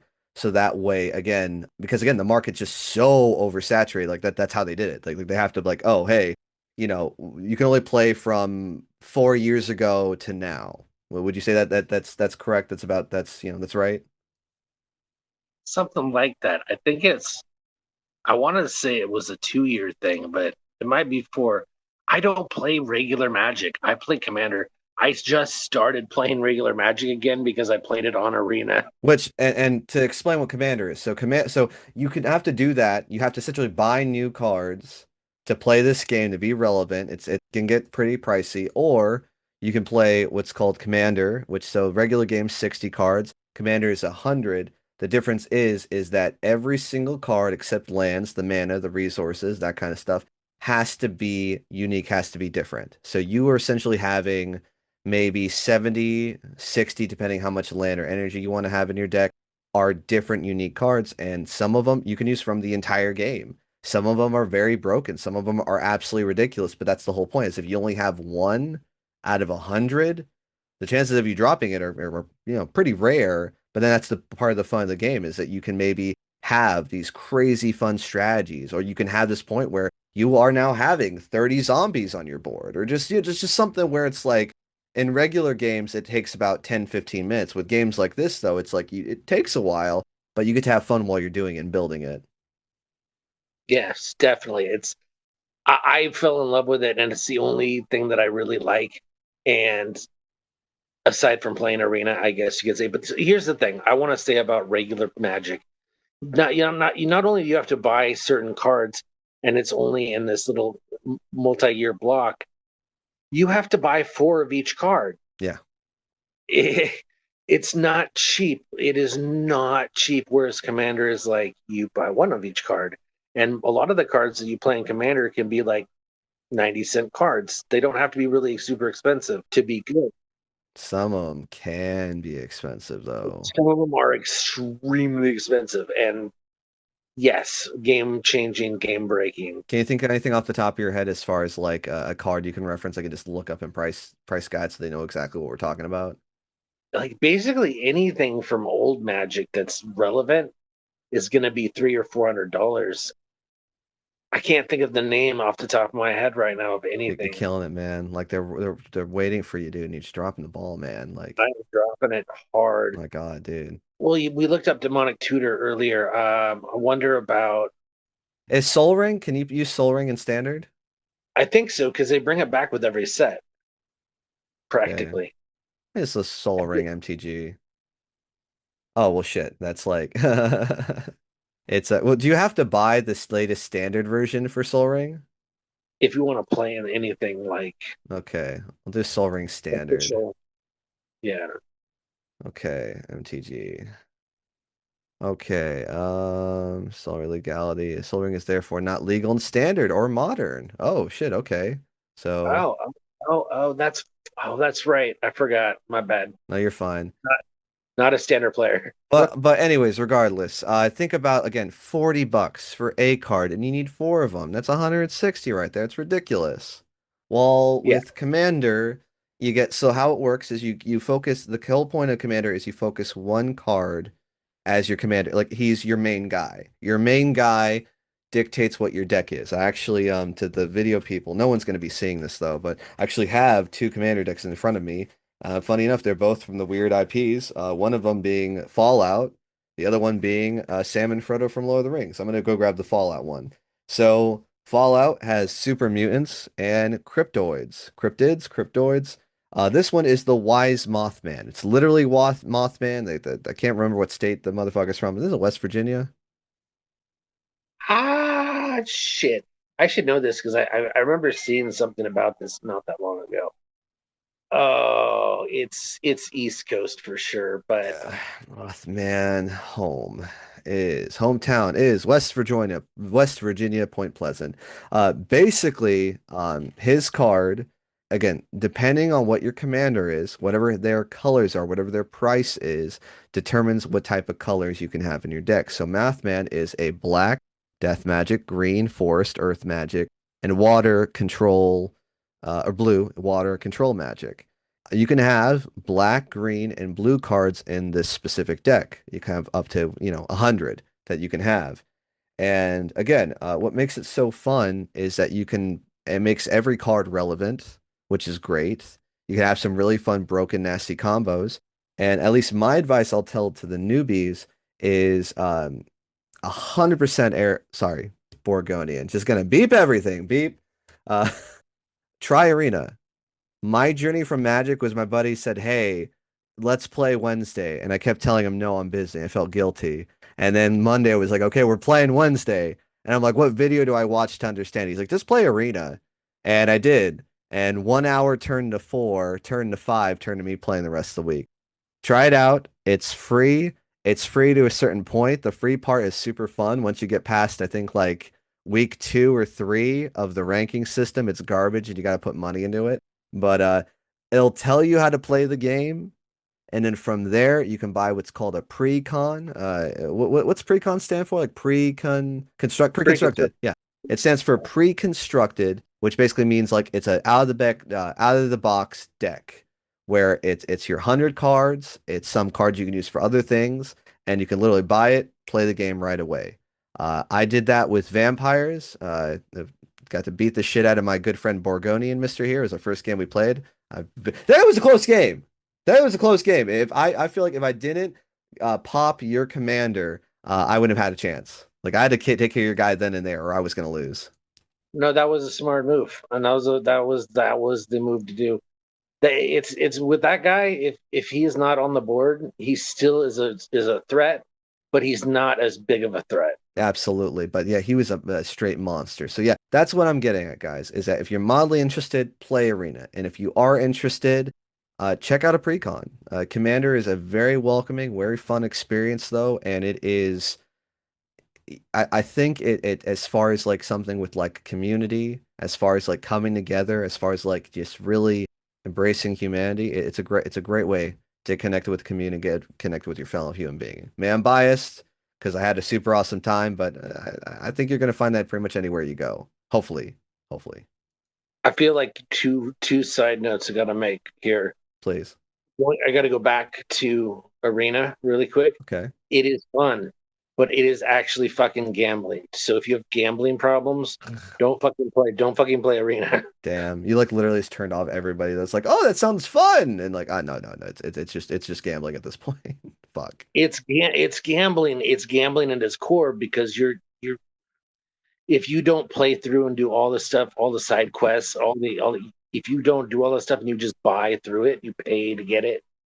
Yeah, and you're buying packs. Yeah, You are buying packs of cards. And I think the shitty thing is that you're buying fake digital packs. It's not even stuff that you can exactly. play Yeah, in person. Like it's not real. It's not real. yeah. So You can't sell it. You can't sell it back at some point if you want to. Yep, nope. And God forbid it goes under. It shouldn't, but like anything, God forbid it goes under, and then all that stuff you spent became useless. Bupkis. Wonderful. Thank you. But it is fun. I just wanted to make that note that it really does feel like gambling. And it would be hard to like actually say, hey, you, Mr. Gambler, sir, you should go try this out. Just wanted to make that like one note. Guys, you heard it here, folks. You heard it here. Magic, it's gambling. It's gambling, but it's so fun. So take that Yeah. what you will. And the other thing I wanted to say was you had a great experience, and that's awesome. Not every experience you're going to have at your local game shop is going to be like that. There are people out there in the community that are toxic. It's not as big of a toxic thing as Mm, you're going to see in other communities. Like most gaming communities have toxicity. It's just some part of humanity that's flawed. I don't understand it, mm. but they are these people that just want to make your day bad. So you just kind of want to watch out. And if somebody's playing like in a way that is just trying to antagonize you, and it's not in a fun way, maybe don't play with that person anymore. Maybe move Maybe. to a different table. Yeah, Maybe. No, okay. check it Just, out. just kidding. So yeah, just kidding. There you go. Just kidding. Don't play Magic. I think that if anything, that's kind of what this is. You know what? Actually, that might be the name of the episode. Is just don't play Magic. Don't play Don't Magic. play Magic. Oh my god! And please don't bring your IP. Please, we don't want your IP. Bring you. We have to bring our IPs there, for Mr. I don't want the Borgodian. mas- I want the mascot for Honey Nut Cheerios on my Magic cards. Okay, tell me why a cereal precon wouldn't go hard. Like you just like you're saying it, but I'm just like, bro, but like I got Snap, Crackle, and Pop, Toucan Sam, Tony the Tiger. I got Guns Blazing with Captain Crunch. Holy fuck. Wizards of the Coast. Don't listen to this episode. You will just take this. This whole thing is just they're just gonna take it. Like, oh my God. You remember there was an episode because you mentioned you got a South Park reference. I'm going to ask you here. You remember there was a South Park episode where Cartman's a robot and he's Butter's best friend. I'm Asimo. Today's movie is about Adam Sandler loving a Exactly. golden retriever, and they play Magic the Gathering, and we call it Golden Magic. Awesomeo for Magic. We need that. Just spit it out. Okay, to be fair, you just described AI. Terrifying. They probably used it already, honestly. Exactly, exactly.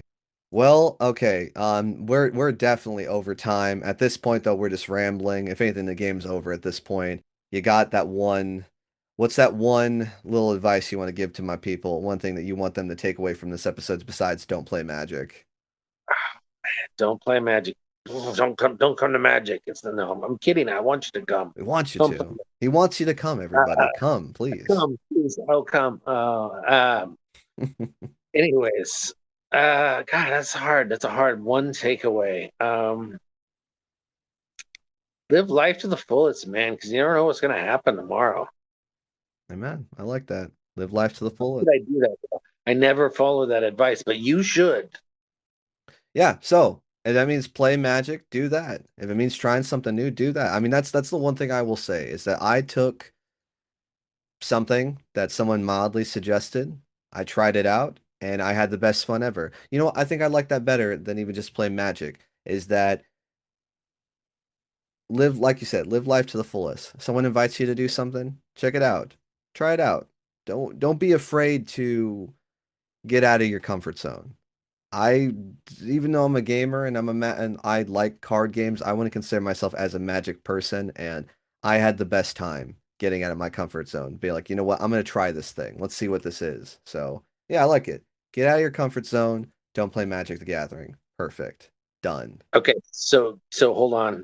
Get out of Okay. your comfort zone unless you're an executive at Wizards of the Coast. Then don't get out of your comfort zone. Stay there. Be stagnant. 100%. Absolutely not. Stagnant. Stagnancy. Do it. Just do it. Be stagnant. Okay. There's hundreds of IPs that have swords and wizards. Come on, pick up one of them. That's hilarious. Actually, I don't know if I'd want a Warcraft Magic the Gathering because that's just Hearthstone at that point, and I'm not particularly a fan of even ignore the giant Frostmourne in the back of my office though. But I've never played. Never played. you're not missing. I can't say you're not missing anything. It's not. I'm not. You're not hurting for anything. It just is. It's just all right. It's mid. It's yeah. Played, I played World of Warcraft. Like I'm familiar with like that at least. But yeah. Yeah, just again. Well, guys, we've been talking. We've been homeless. We've been in Alaska, and we've been playing Magic. I'm Tristan. This is my good friend that you don't know his name because we keep leaping it, Mr. Borgonian here. Actually, you know what? Forgive me. Are you? If anyone wanted to reach out, they were mildly interested. They were like, "Hey, I have questions. I'm having a toxic family situation. I unfortunately might be homeless. Do you have any advice, or maybe like, can I get some more of those resources? Or God forbid they want to reach out and talk to you about magic. Is there any way that any of these guys can contact you? I am unfortunately not on the internet at all. I am a total shut in. But, we'll see. We'll see what the future brings. How about that? I'll say that. Not even your email? No email? Oh, God. How about this? If you guys are interested, if you're interested, already know everybody. Emails at the end of the episode. Contact me if you're trying to contact somebody though. How about this? If I vibe them, if they pass the vibe check, they pass the pass. Maybe we can talk about something. Fair to say? Yeah. There you Yeah. go. Okay, so guys, if you are interested, again, end of the episode, my email. Besides that, again, welcome back, everybody. It's been a minute. I don't know how many episodes of these we're gonna be plugging and chugging out though, but you know what? The world sucks. Things are crazy, but that's a lie. The world doesn't suck. The world is beautiful. It's magical. The Gathering, wink. And we're coming back, everybody. This has been another episode of Ordinary People, Extraordinary Stories. I've been Tristan. We're out of here. Let's go. And then that's it, dude. You've done an episode. Ordinary people, extraordinary stories. The show is now over. It's time to get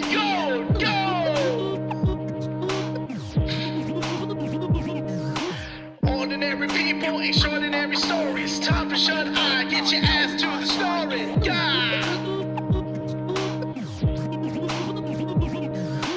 Ordinary people, extraordinary stories. Trisha went to bed, but Truggy's still flowing.